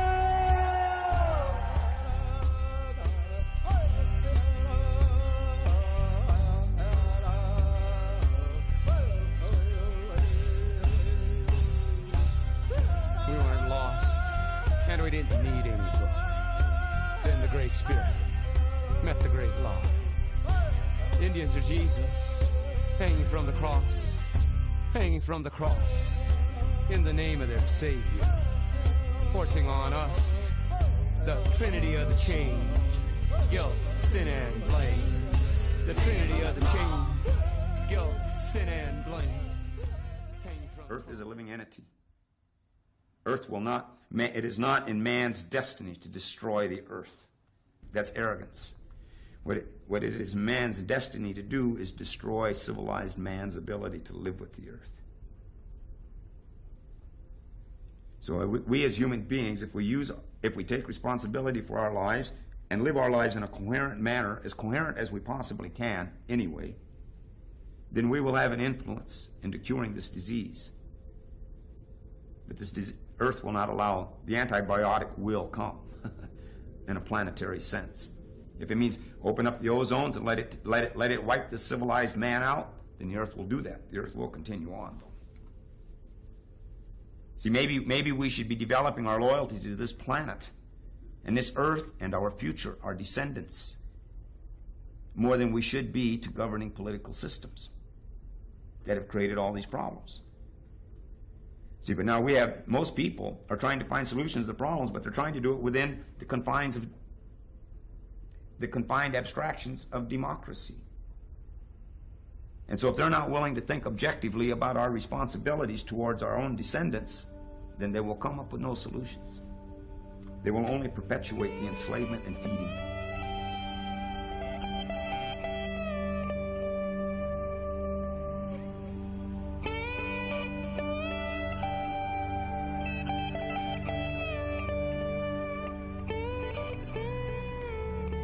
Well, whatever my future is, I'm following the lines.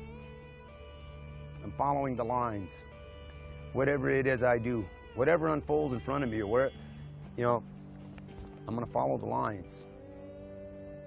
Whatever forms they take, you know, I'm following the lines. It's the only, you know, um,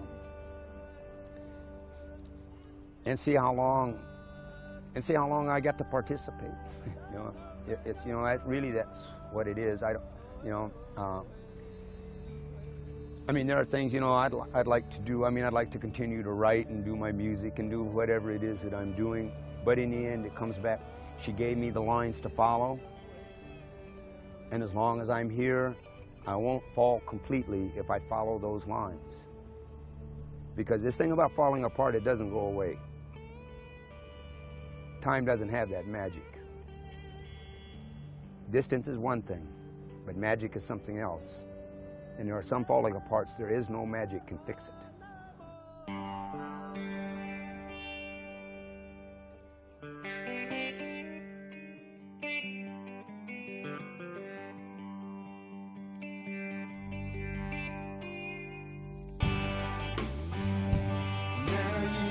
Now you want us. Now you want us. To cry your tears for you. After we've already bled for you. Already been dead to you.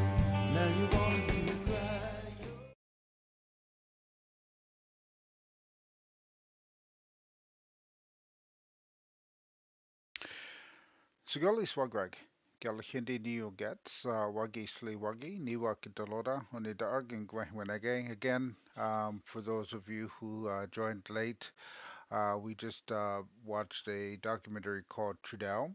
It was uh, released in 2005, covering the story of John Trudell, who was an activist. And I guess from all accounts, what I hear people who know him say is that um, how when they ask him how do you want to be uh, remembered, he said, "I want to be remembered first and foremost as a human being, um, and I want people to remember me the way that they remember me, because we can't all impose a thought on others to determine how they're going to see us, because we have, of course, have our own identities, we have our own belief systems, and we have our own personalities, but much of that is internalized in our own spirits. And so how we actually um, put that out there in the world can still be scrutinized and debated amongst those who see us, and so may see it in a different light and a different perspective. So it's like anything, you know, if you're everybody, I'm sure remembers doing that circle game where um, you know, one person said to the person beside them, you know, I love to roller skate, and they went on to the next person, says he loves to roller skate,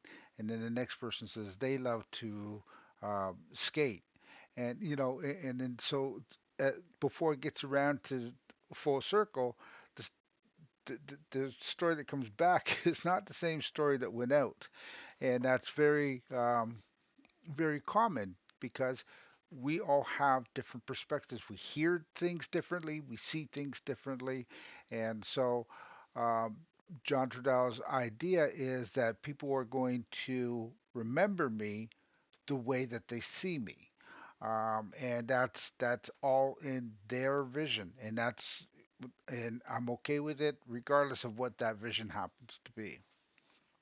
Um, so the other part of I guess when we're getting talking about that is the next clip that I was going to show you is a bit of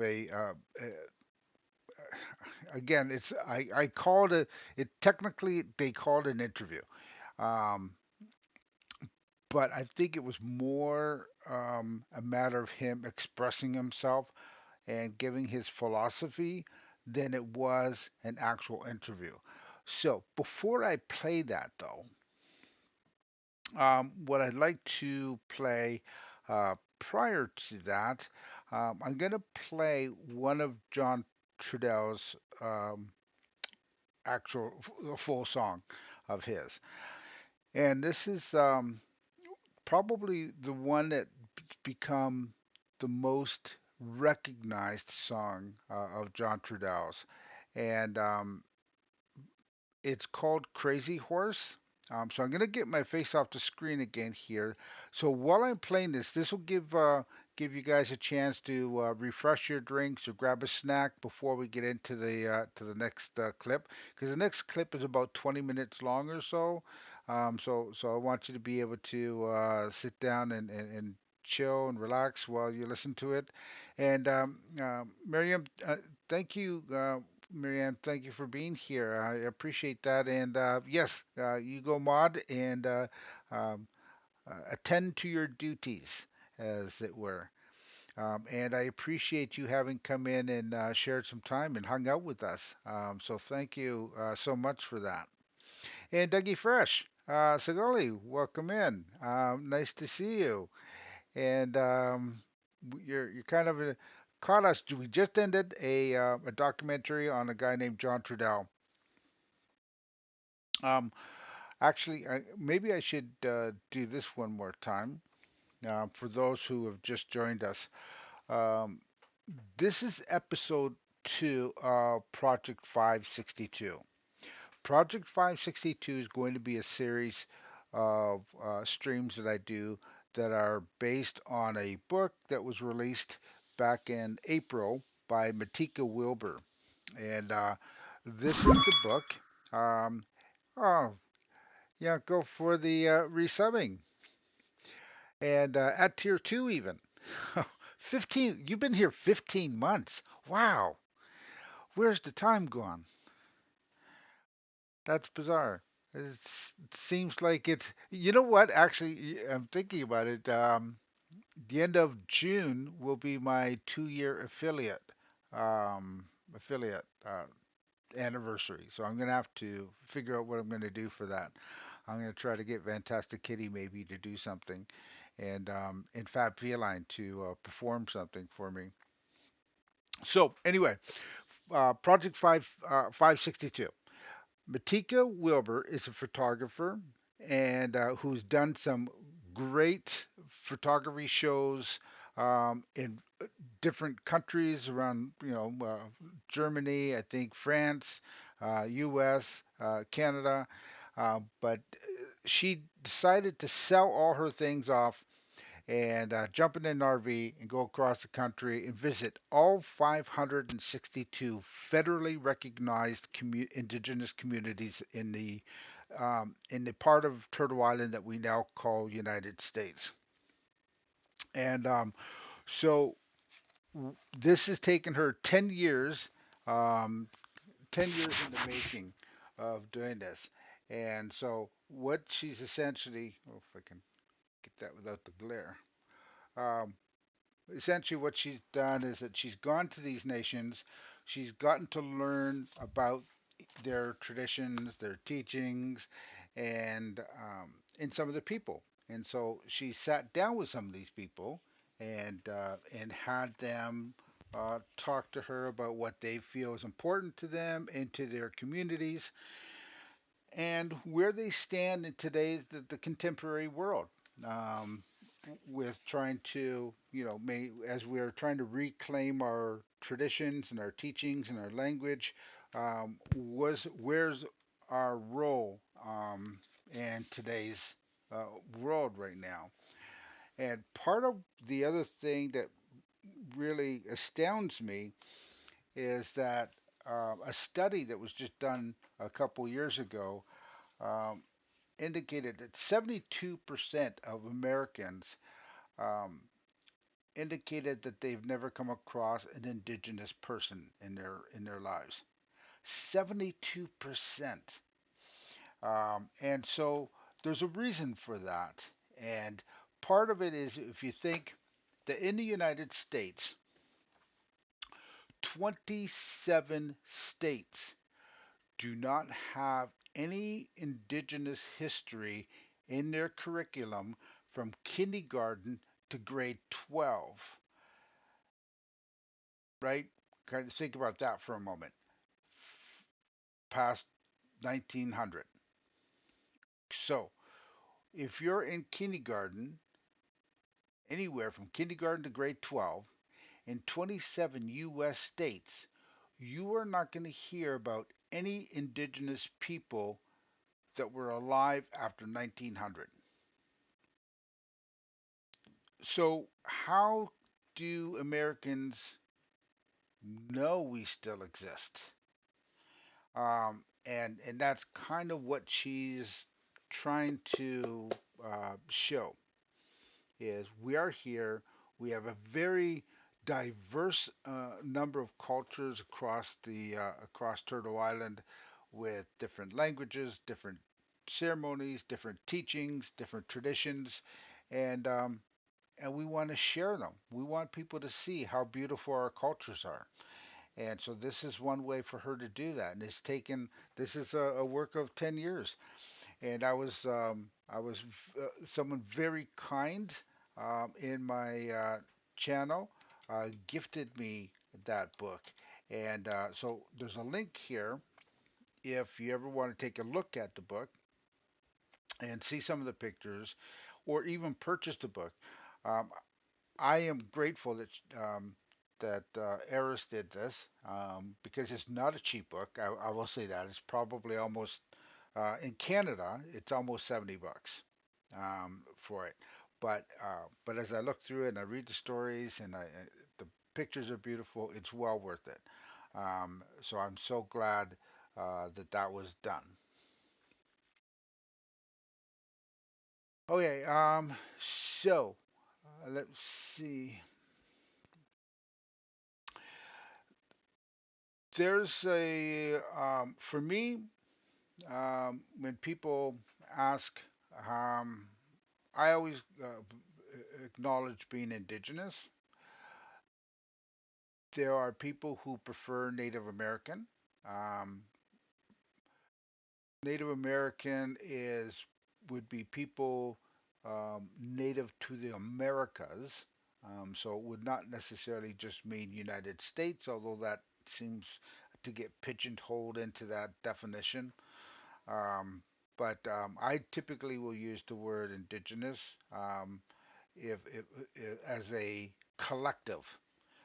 So all the original people on Turtle Island are indigenous to this area. Myself, though, I am part of the Haudenosaunee background, which means I'm part of the Haudenosaunee Confederacy, which there are 6 nations of. We Our traditional lands were generally around what is called New York City now.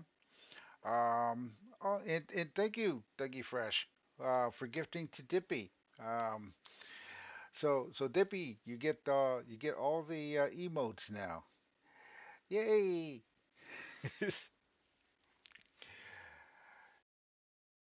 That's probably I don't know what your pricing is there. If that's US, um, because mine was 66 um, in Canada. And then I guess I actually went and picked it up, so I didn't have to pay shipping or anything. But and no ads too. Yeah. Now, so I've got the next little clip here. Oh, I know what I was doing. I was going to play a song first. So I'm going to play one of John Trudell's songs called Crazy Horse. I got sidetracked there for a second here. So I'm going to get my face off the screen here. We'll play a song called Crazy Horse by John Trudell. So in the meantime, grab yourself a drink, grab yourself a snack, and we'll come back and we'll watch this little interview with John Trudell where he really gives his own perspective and philosophy on how Turtle Island has come to be where it's at. And some people will call him a bit of a prophet because when he talked in 2005, much of what he said has come to be since then. And so you might be familiar with, especially if you're from Turtle Island, might be familiar with some of the actions and things that he's talking about.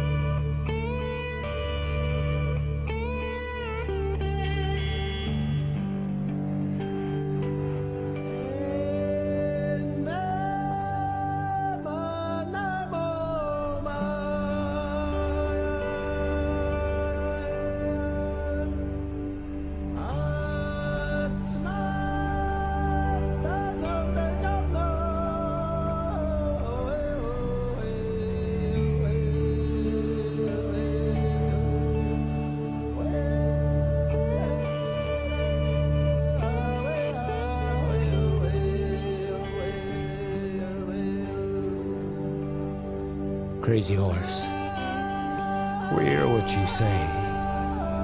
One earth, one mother. One does not sell the earth the people walk upon. We are the land. How do we sell our mother? How do we sell the stars? How do we sell the air? Crazy horse, we hear what you say.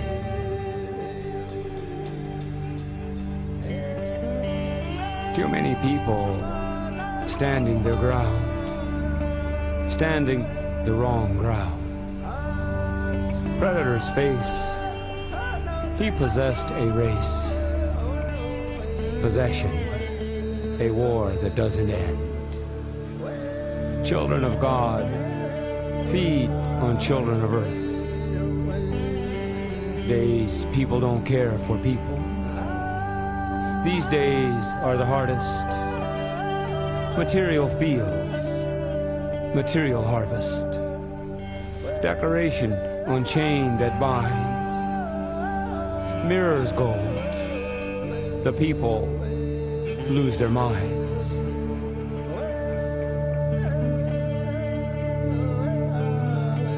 Crazy horse, we hear what you say. One earth, one mother. One does not sell the earth the people walk upon. We are the land.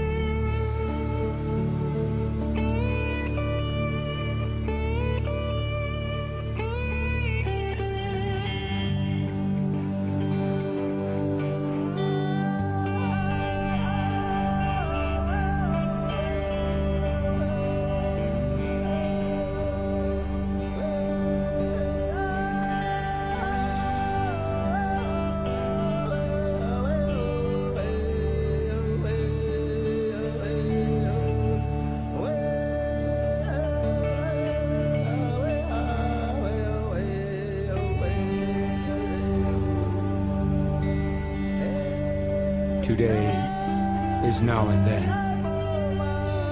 Dream smokes touch the clouds. Funny day when death didn't die.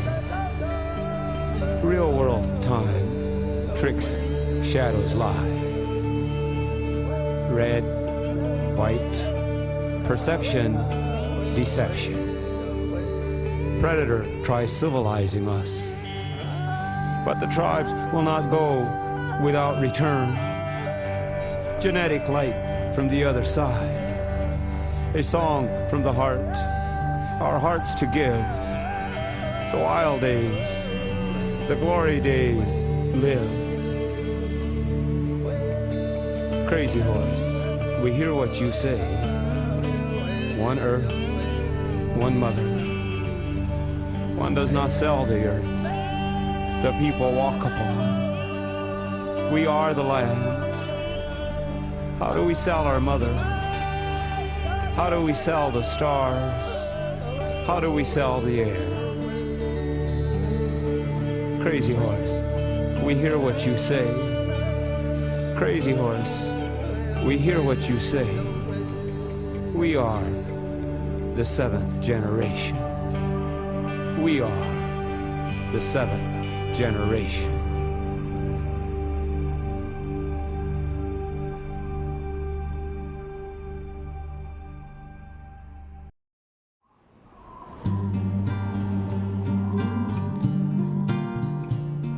Put my Glock away, I got a stronger weapon that never runs out of ammunition. Never runs out of ammunition. Never runs out of ammunition.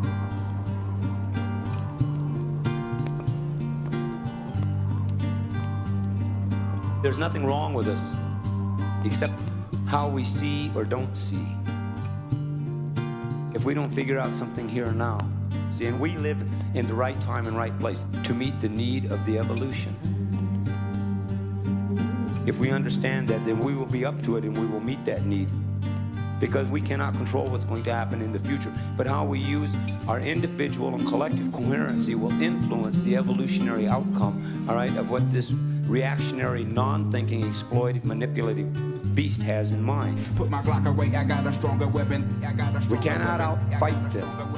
There may be times to fight, but we cannot outfight them because they invented that kind of death.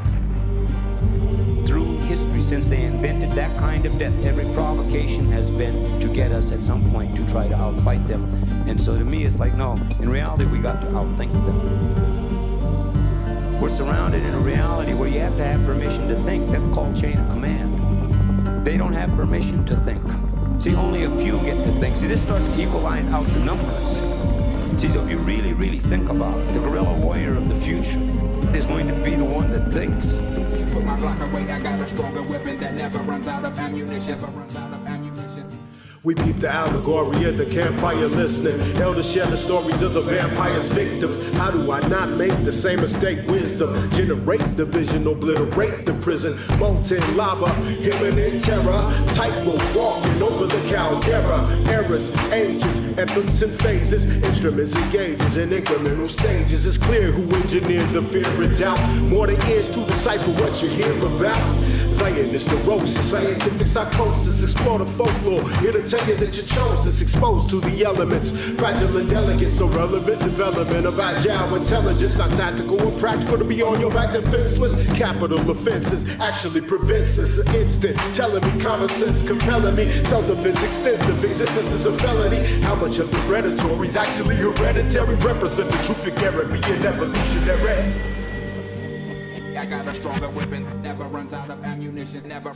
Verbal alchemy when I'm spitting these rhymes. Sniper from the balcony, shifting in time. Breaking through the lies of these prison bars. Meditating in the hills, train my vision sharp. Now my tactics guerrilla take action with principle. Dealing with a system where the prison is invisible. Dehypnotized, reveal the schemes. Who deal the fiends, conceal the screams and fill the dreams of the matrix. I'm gunning with a razor sight, precise sniper scope. Amazing heights, awaken minds when I'm blazing mics. Ignite razor light through the dark phase in this maze of life. Times have changed, it's meant to be. From inside ancient wisdom and memory. Activation, natural energy. Earth people unite to manifest with integrity. My way of life represents 7G. See, in my heart is the truth, the remedy to transform the pain. Load up the clip, God even got love for my enemies. Hey. I got a stronger weapon that never runs out of ammunition. Never runs out of ammunition. Never runs out of ammunition.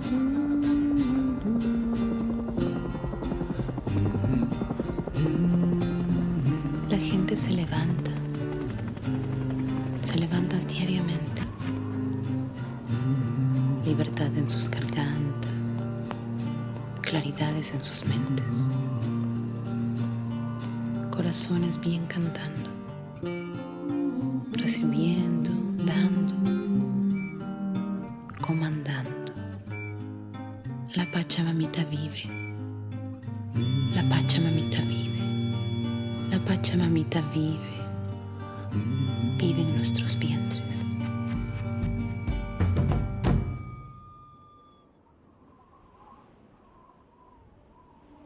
So life was about responsibility. And the earth was the mother. So somewhere in each and every one of us, there's a collective genetic memory that goes way back to the beginning of the original dream, the beginning of our stories. Surely, so that was a couple of tunes there. I hope that everyone was able to get a snack or drink or something, coffee, tea, whatever you happen to be thirst for, or water even, because as the saying goes, water is life, and we all need that in order to survive. So I will.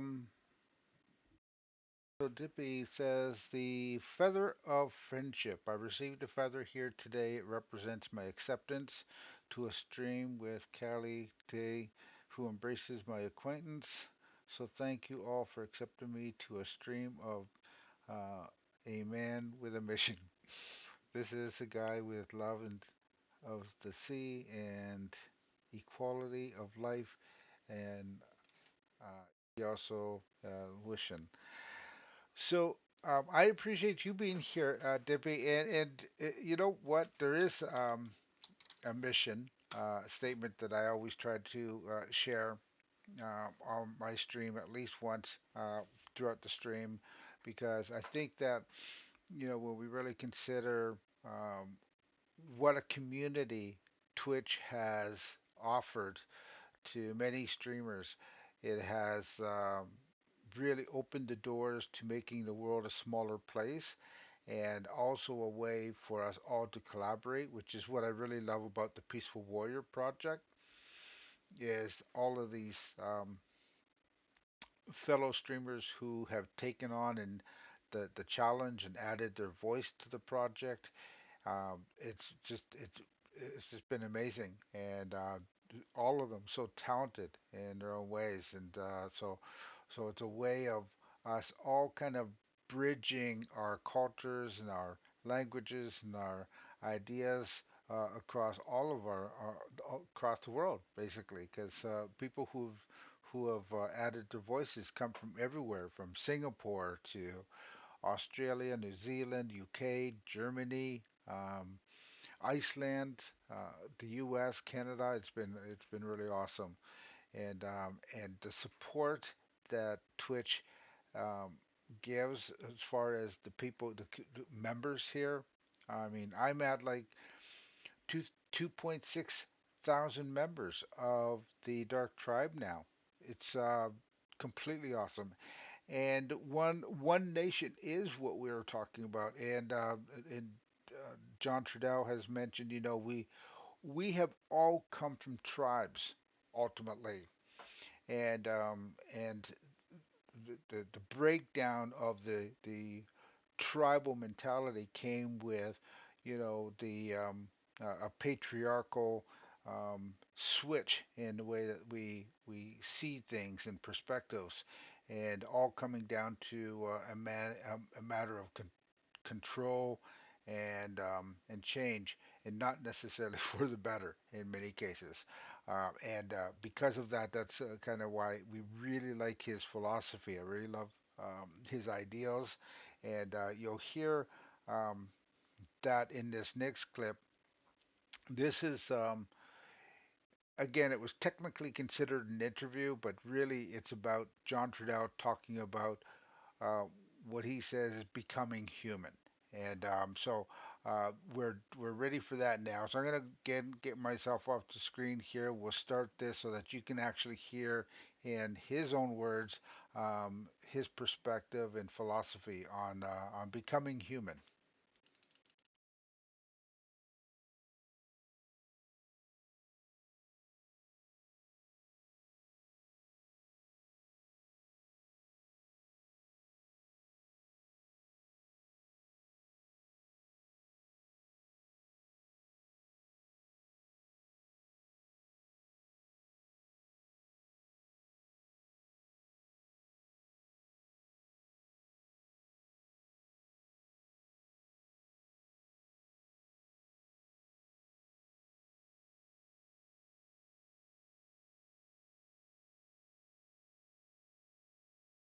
Just for the camera, what's your name and where are you from?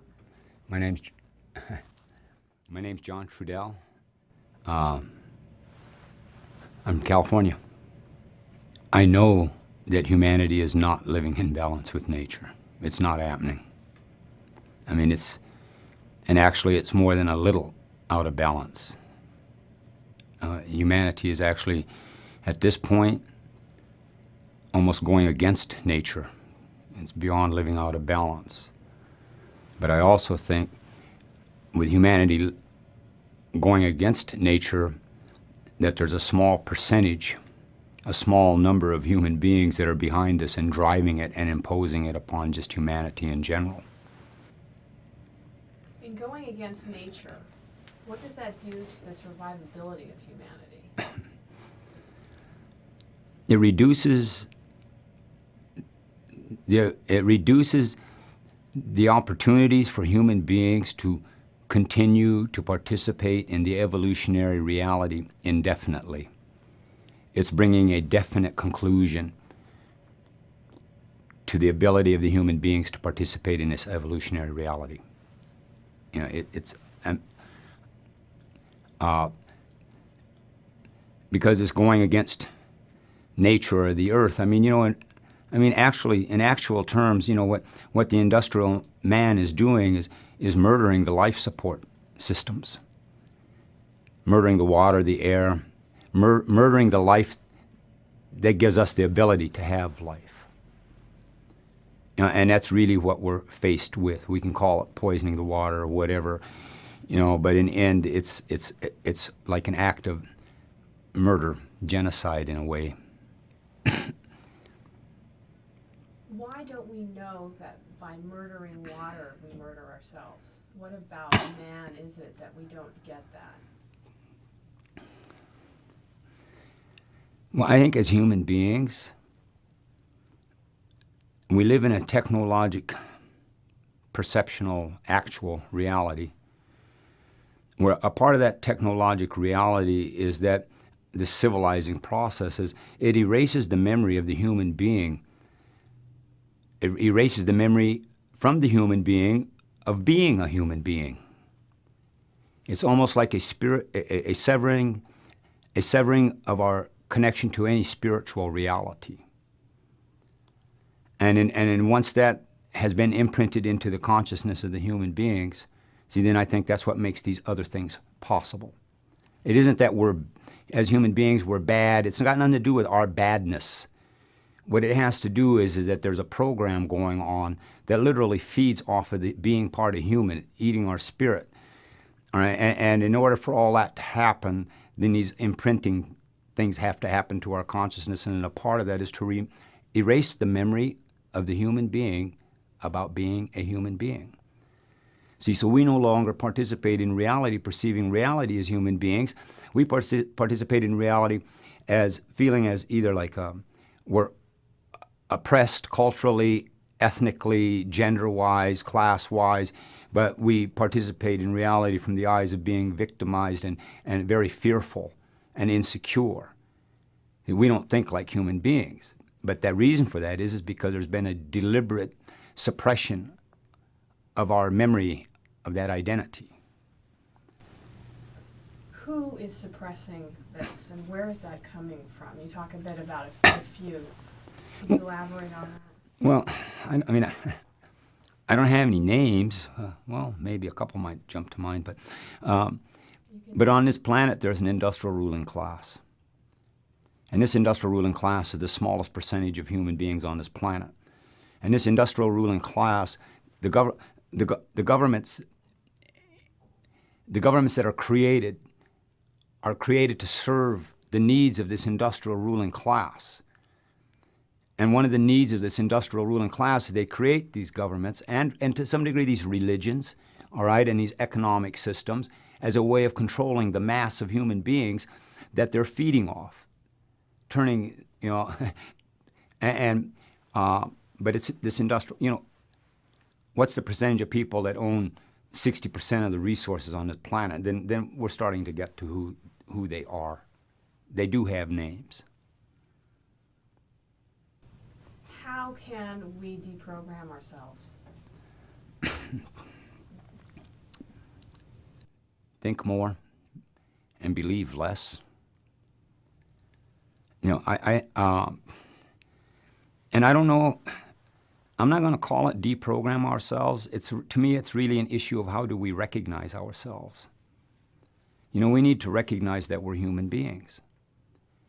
Recognize that we're human beings, and our connection to the reality of power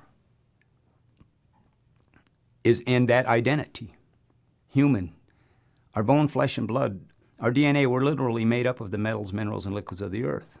We're part of the earth. We're shapes of the earth, like everything of the earth. And we have being, our spirit. You know, and that being comes from our relationship to the sun, sky, universe. Because, I mean, sunlight's literally like the sperm that brings life to the water-bearing womb that is the earth. So this is our being is connected to that. And all things of the earth have being, because we're all made up the same stuff, just arranged differently, and have the same relationship to sun, sky, universe. Being, and we need to, so the reality of our relationship to power and purpose, so to speak, is in that identity. And now, so how do we recognize and get back to that identity? I don't have a specific answer. But the closest I can say to it is that if we would, a part of recognizing of ourselves is that to recognize our intelligence and understand the value of our intelligence. Because as human beings, our ability to access the reality of our power is through clear and coherent use of our intelligence. See, our intelligence, that's the portal how we manifest and access our relationship into the reality of power as humans, is through the use of our intelligence. But we've been imprinted and programmed, basically where we're at now in the evolution of human beings, we're basically in a period of time in this industrial technological world where the majority of the human beings participate in this reality based upon their fears and their doubts and insecurities, so their perception of their inabilities. See, and all that was imprinted in there to make us not recognize ourselves. And to understand the power and recognize the power of our intelligence is, let's say, through our fears and our doubts and our insecurities, how bad can we make ourselves feel? And how does that affect the people around us? Well, that's power. That's our power. That's a manifestation of our personal power. But we've been imprinted to use it in this kind of a way. But so we do have power. It's in how we recognize it and choose to direct it and use it. So I would say the first step to this is like recognize the value of our intelligence and the power of our intelligence. Because I think that any person or people that would be concerned about saving the earth and saving creation and have this type of an awareness, I think that a necessary component to that is to give thanks to however one perceives the Creator, give thanks to the Creator, number one, for life, and number two, for the gift of intelligence. to show respect for this, maybe because we need to show respect to our intelligence, and maybe it's a part of our thanks that we give on a daily basis, in a ritualistic way. Because our intelligence, to me, I mean, it's like our imagination, our creativity, our thoughts, and then our understanding or misunderstanding, and then our actions is what we manifest.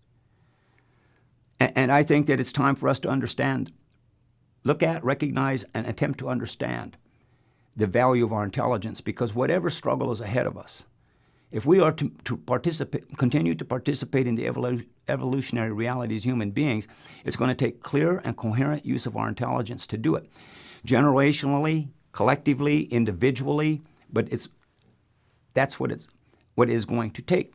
Everything that has ever been done to create these emotional distortions in us has been done to keep us from using our intelligence clearly and coherently.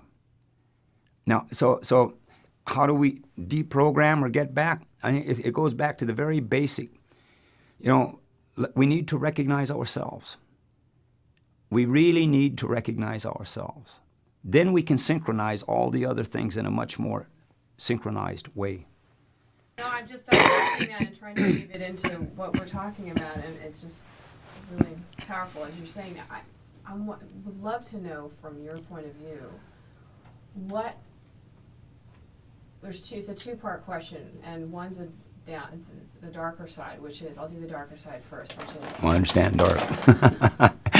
Do you believe that we're approaching a bottleneck? Or, the title of this film is The 11th Hour, and a lot of people we're talking to believe that if certain things aren't done quickly, that, a lot of people will lose their lives just from natural catastrophes and things like that. Do you believe that we're at that point from what you see? And if so, how do we get out of this situation? You answered that a little bit in your last question, but... Well, no, I don't believe anything, right? I don't trust the word or the concept. I think it's much more realistic to say either I know or I don't know or I think. Because for me, I have to do this. I can't help it. Right? With the believe thing, it means it's like I'm not being. Why don't I just acknowledge I don't know?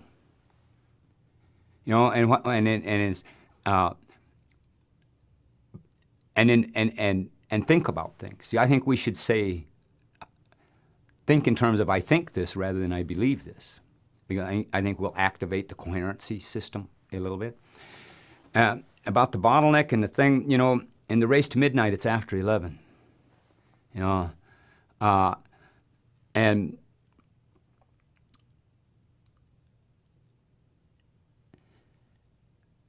what can be done about it, because it's not that nothing can be done about it, but again, this comes back to how clearly and coherently we use our intelligence.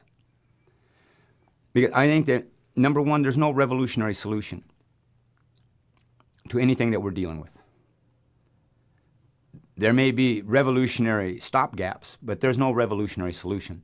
It's about, we're a part of evolution. It's an evolutionary reality, so there's an evolutionary solution.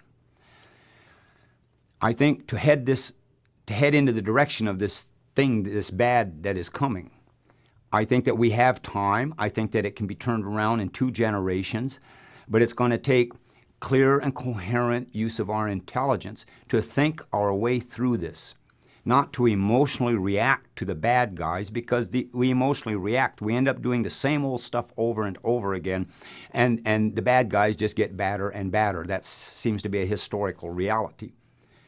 But also a part of that historical reality is that every rebellion that goes on, our cause may be just and right and all of the good, all the pretty flag stuff, right? But in reality, in every situation, we were emotionally reacting by trying to challenge their ways by their rules. We weren't thinking outside of the box. But we've been programmed not to think outside the box because we've been programmed not to like ourselves and be insecure and this and that, so not trust certain abilities that we have. Now, so we have to get past that. I think that it's if we can just seek to be as clear and coherent with our intelligence as we can, within 2 generations, see, because that will create answers and solutions to problems that exist that have no answers and solutions. But again, it's about to use, to be as clear and coherent as we can, not emotional reactionaryism, but clear, coherent, responsible, initiated response to what is going on. And because we have, be prepared for this, because there's going to be a lot of, the way that it's headed now, there's a lot of dying coming. Tremendous amounts of dying because the planet is overpopulated, the resources are dwindling, that industrial ruling class, they want what they want to keep what they have. They're on an anti-life destructive course with the future. So for that industrial ruling class and the dwindling resources, environment we're talking about, and in the overpopulation, they need to purge this planet of huge, tremendous numbers of the human population. And they're going to do it. Right? I mean, that's what they're setting it all in motion now. See, so that's where it's headed, and this is why, to me, it's very crucial, because I don't think that time is against us. Time is an ally. The real issue is, are we time's ally? Will we take the responsibility to use our intelligence clearly and coherently, not be overwhelmed by the idea or say, how do I do that, but just head in that direction to think things out. Because when you get to the realities of power, the illusions, authority as an illusion of power, the state and all this and that, all right, then we're always outnumbered there. But if you look at the reality of power, and say the reality of power is in clear and conscientious thought, clear and coherent thought, then we outnumber them. It's just a matter of us getting to that point where we recognize our own value. We're in a system that has devalued us, and the trick of the devaluing was it got us to devalue ourselves. One last thing, unless you want to make any other statement, I have one last question. Does anyone have any other All right, I want to make one statement. Please. All right. It's about it's about the math of the IQ. And we know George Bush isn't intelligent enough to think up all this mess. But we keep blaming him. So what does the math of the IQ say about our intelligence? So it's my puzzle. That's a good point. Well, there's one other thing, because you're so good on this, and it's an easy question, but I want you on camera for the answer. I have 2 more questions. Do you think it's a moral obligation to protect the planet and protect the evolutionary process that we're on? No, I don't think it's a moral obligation. I think it's a spiritual responsibility. It's our responsibility. Thank you. Yeah, a spiritual responsibility. The last thing is, we're compiling at the end of all of these interviews a message to, let's say, a generation 50 years from now or 100 years from now. What would you like to say to them, given what you know about the world right now, if they were able to watch you? Use your intelligence clearly and coherently. Think. Thank you. I have a question. I don't know if it's Yeah. Just like how you came to where you stand in your ideas. Say that again. How have you come to this place in your life and your ideas? What path brought you to this place? I went crazy when I was about 6, right? And never could synchronize it. Never could really synchronize with the normal and the sane. I mean, really. Because I look at the life, the normal and the sane and the typical. They're powerless. They feel powerless. They feel overwhelmed. And me, I kind of went a little crazy about that age because reality changed for me. And I went out and I lived my life how I lived it. No big plan, just I lived it the way I lived it at any given moment. And I've learned what I learned from that living. I can't take I can't take any credit for anything, you know. I just, I mean, I'd like a lot of things I'd really like to take. I mean, I think I would like to take some credit for a lot of it, but I'm not sure that I ever really know what I'm doing, you know. So, I mean, that's really the best I could answer that. It just turned out the way that it turned out. But what I did learn from all of that is, I'm nothing unique or anything like that. I just some kind of a way stumbled on some of the abilities that we all have, and I just stumbled upon them within me in my own manner and fashion. You know, but I mean,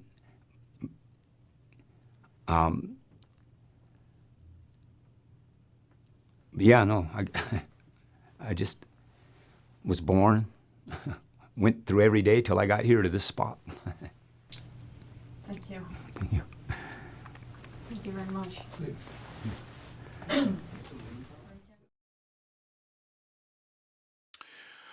Well, there you go. That is a talk with John Trudell, who we've been focused on today, kind of explaining who he is, what he's done. So,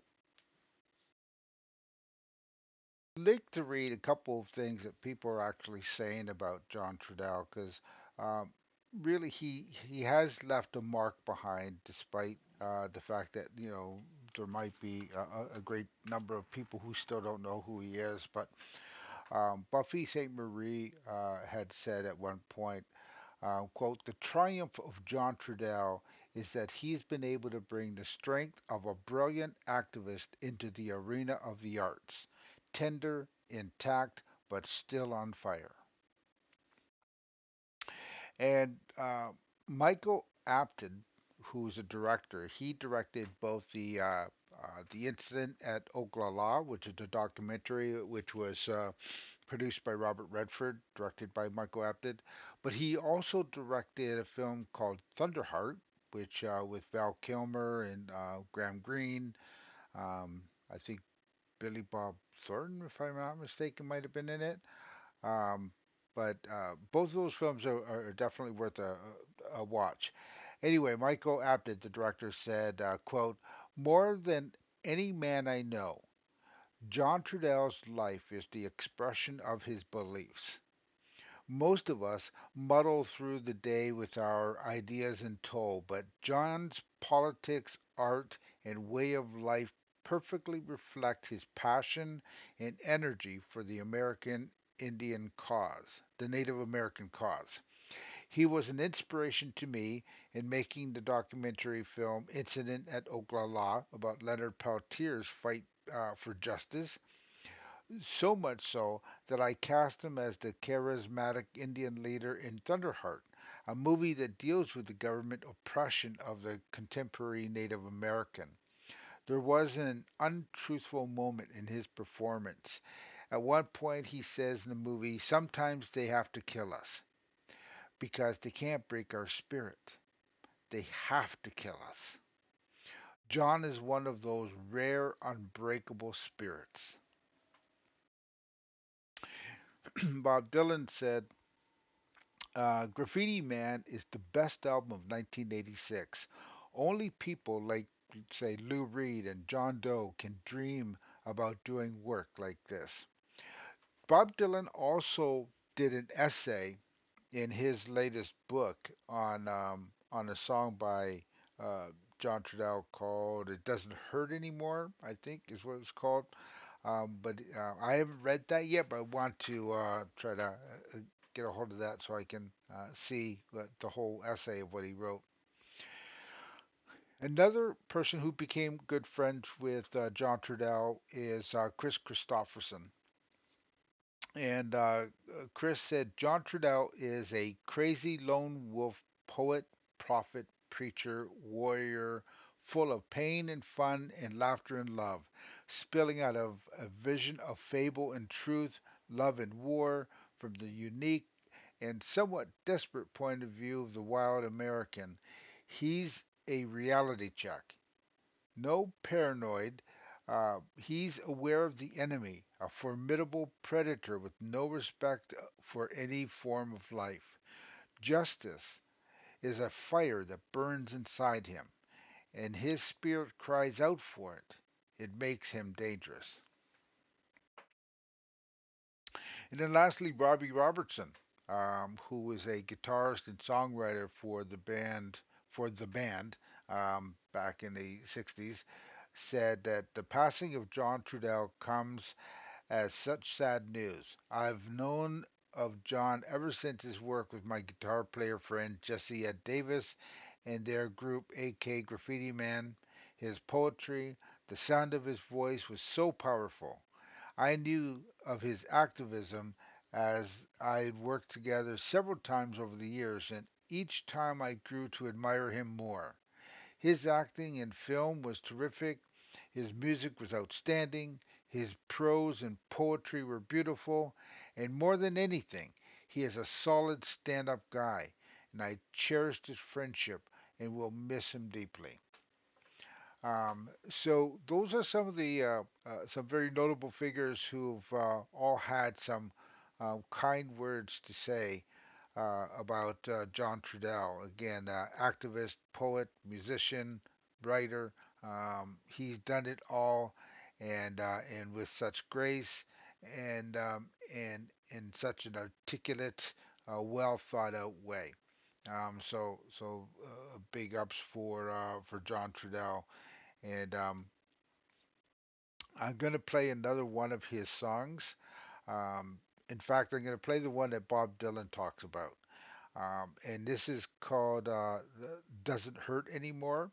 Bob Dylan did an essay in his latest book, which was just released, I think, in 2022. And so this will be essentially the song that Bob Dylan is writing about in his book. I will play this, and and then I'll take a look to see who's online, and maybe we can raid somebody and share some love with another streamer. And I hope that you will all stick around at least for that. I will play Doesn't Hurt Anymore, and then I will play, as I do with every stream, wrap up the show with a version of the Peaceful Warrior. I want to again say a big yanko to Like It or Not show and Benjamin P. Dixon for the raids today. I'm so grateful they brought their communities over. Always appreciate how Twitch is so supportive and how we all support each other, and that's awesome. Also, Dougie Fresh for subbing now 15 months. And as well, on top of that, gifting a sub to Dippy, my friend, my Aussie friend. Dougie Fresh, again, I am grateful for your support as well.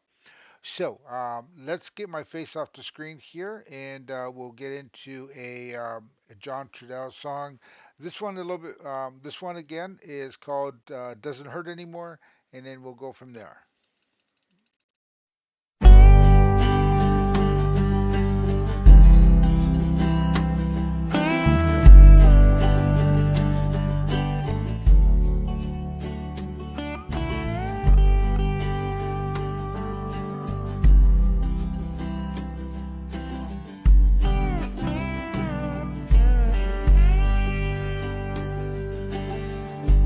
I think about how I'm doing, but I don't know what I'm thinking. Shattering into shadow light, reflecting thoughts I can't relieve.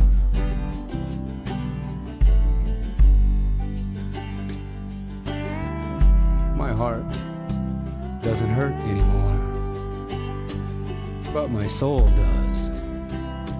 Maybe that's what souls are for, to take the hurt the heart can't take, the heart can't take.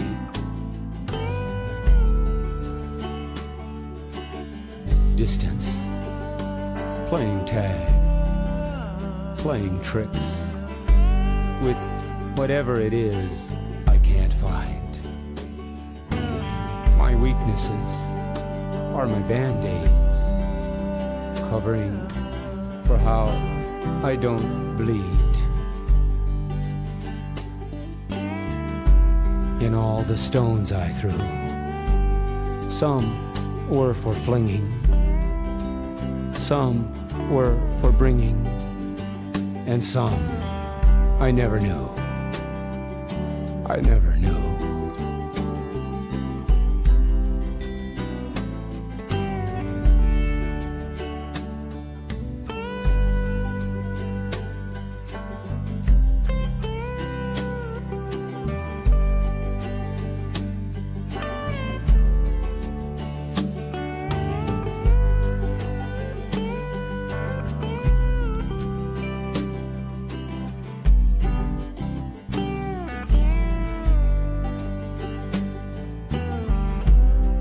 My heart doesn't hurt anymore, but my soul does.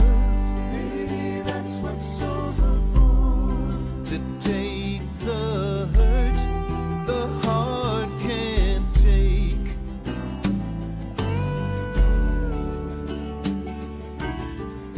Living, painted into a picture, dripping off all these paintings, the colors of emotion, seeking any kind of devotion.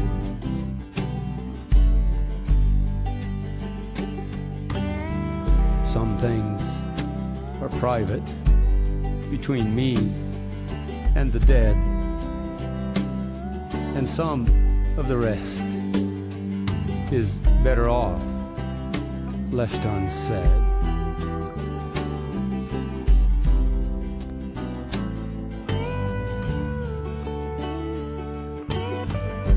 My heart doesn't hurt anymore, but my soul does. Maybe that's what souls are for. To take the hurt the heart can't take. The heart can't take. My heart doesn't hurt anymore, but my soul does. Maybe that's what souls are for. To take the hurt the heart can't take.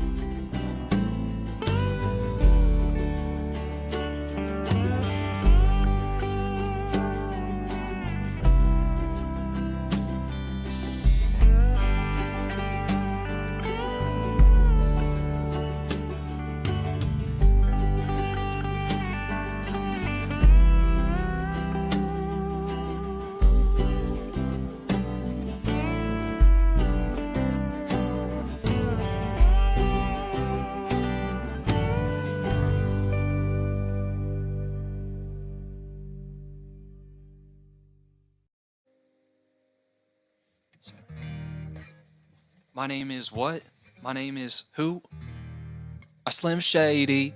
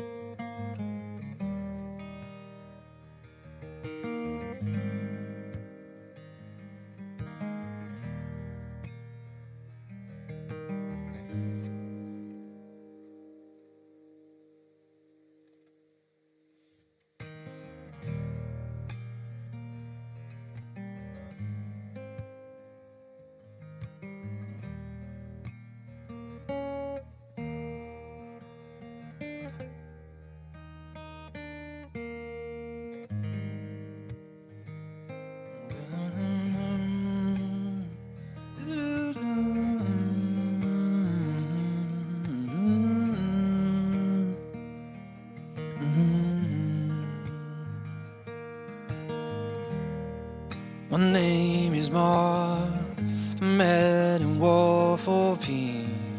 Our senses outside. I see mercy. So what am I doing here? What do I really say? Is this a world that's gotta change its way? You see, and I'm going for a fight. We got the red, white, yellow, and black. I'm going to fight for ones who can fight back. Talking about the creatures from water to sky. You and I gonna take a stand. I'd argue that we'll bet again. Never gonna win, never gonna win. That's what I stand for. So sit down, shut up, listen, it's my grand tour.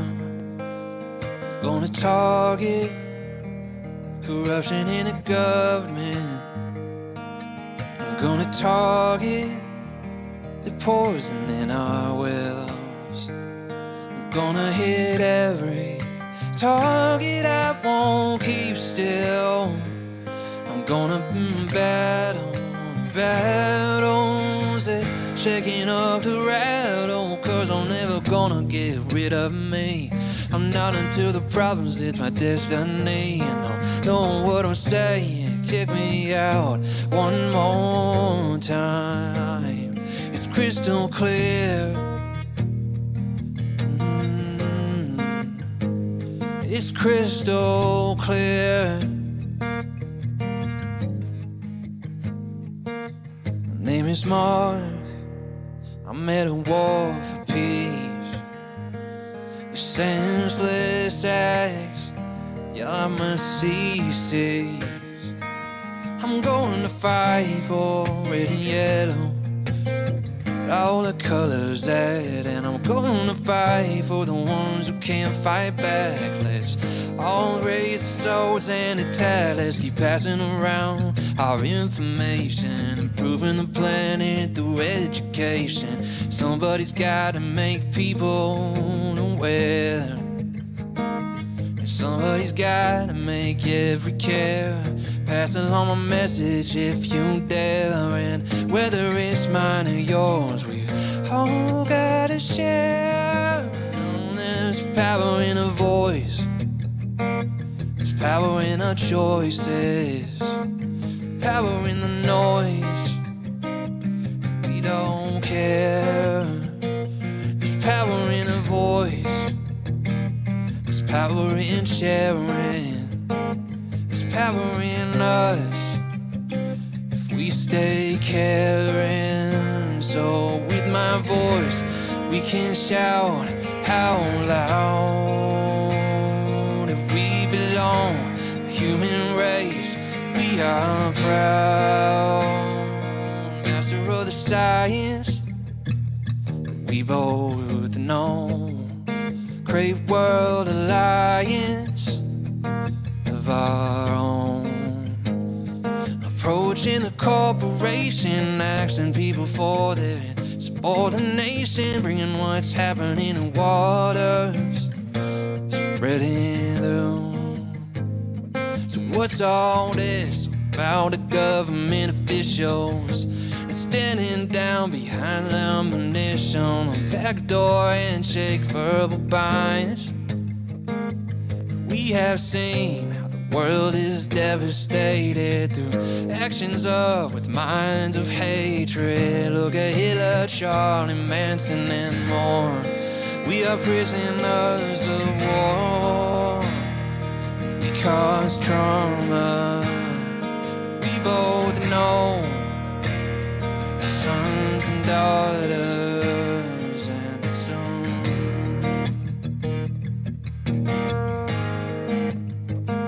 it's crystal clear. It's crystal clear. Crystal clear.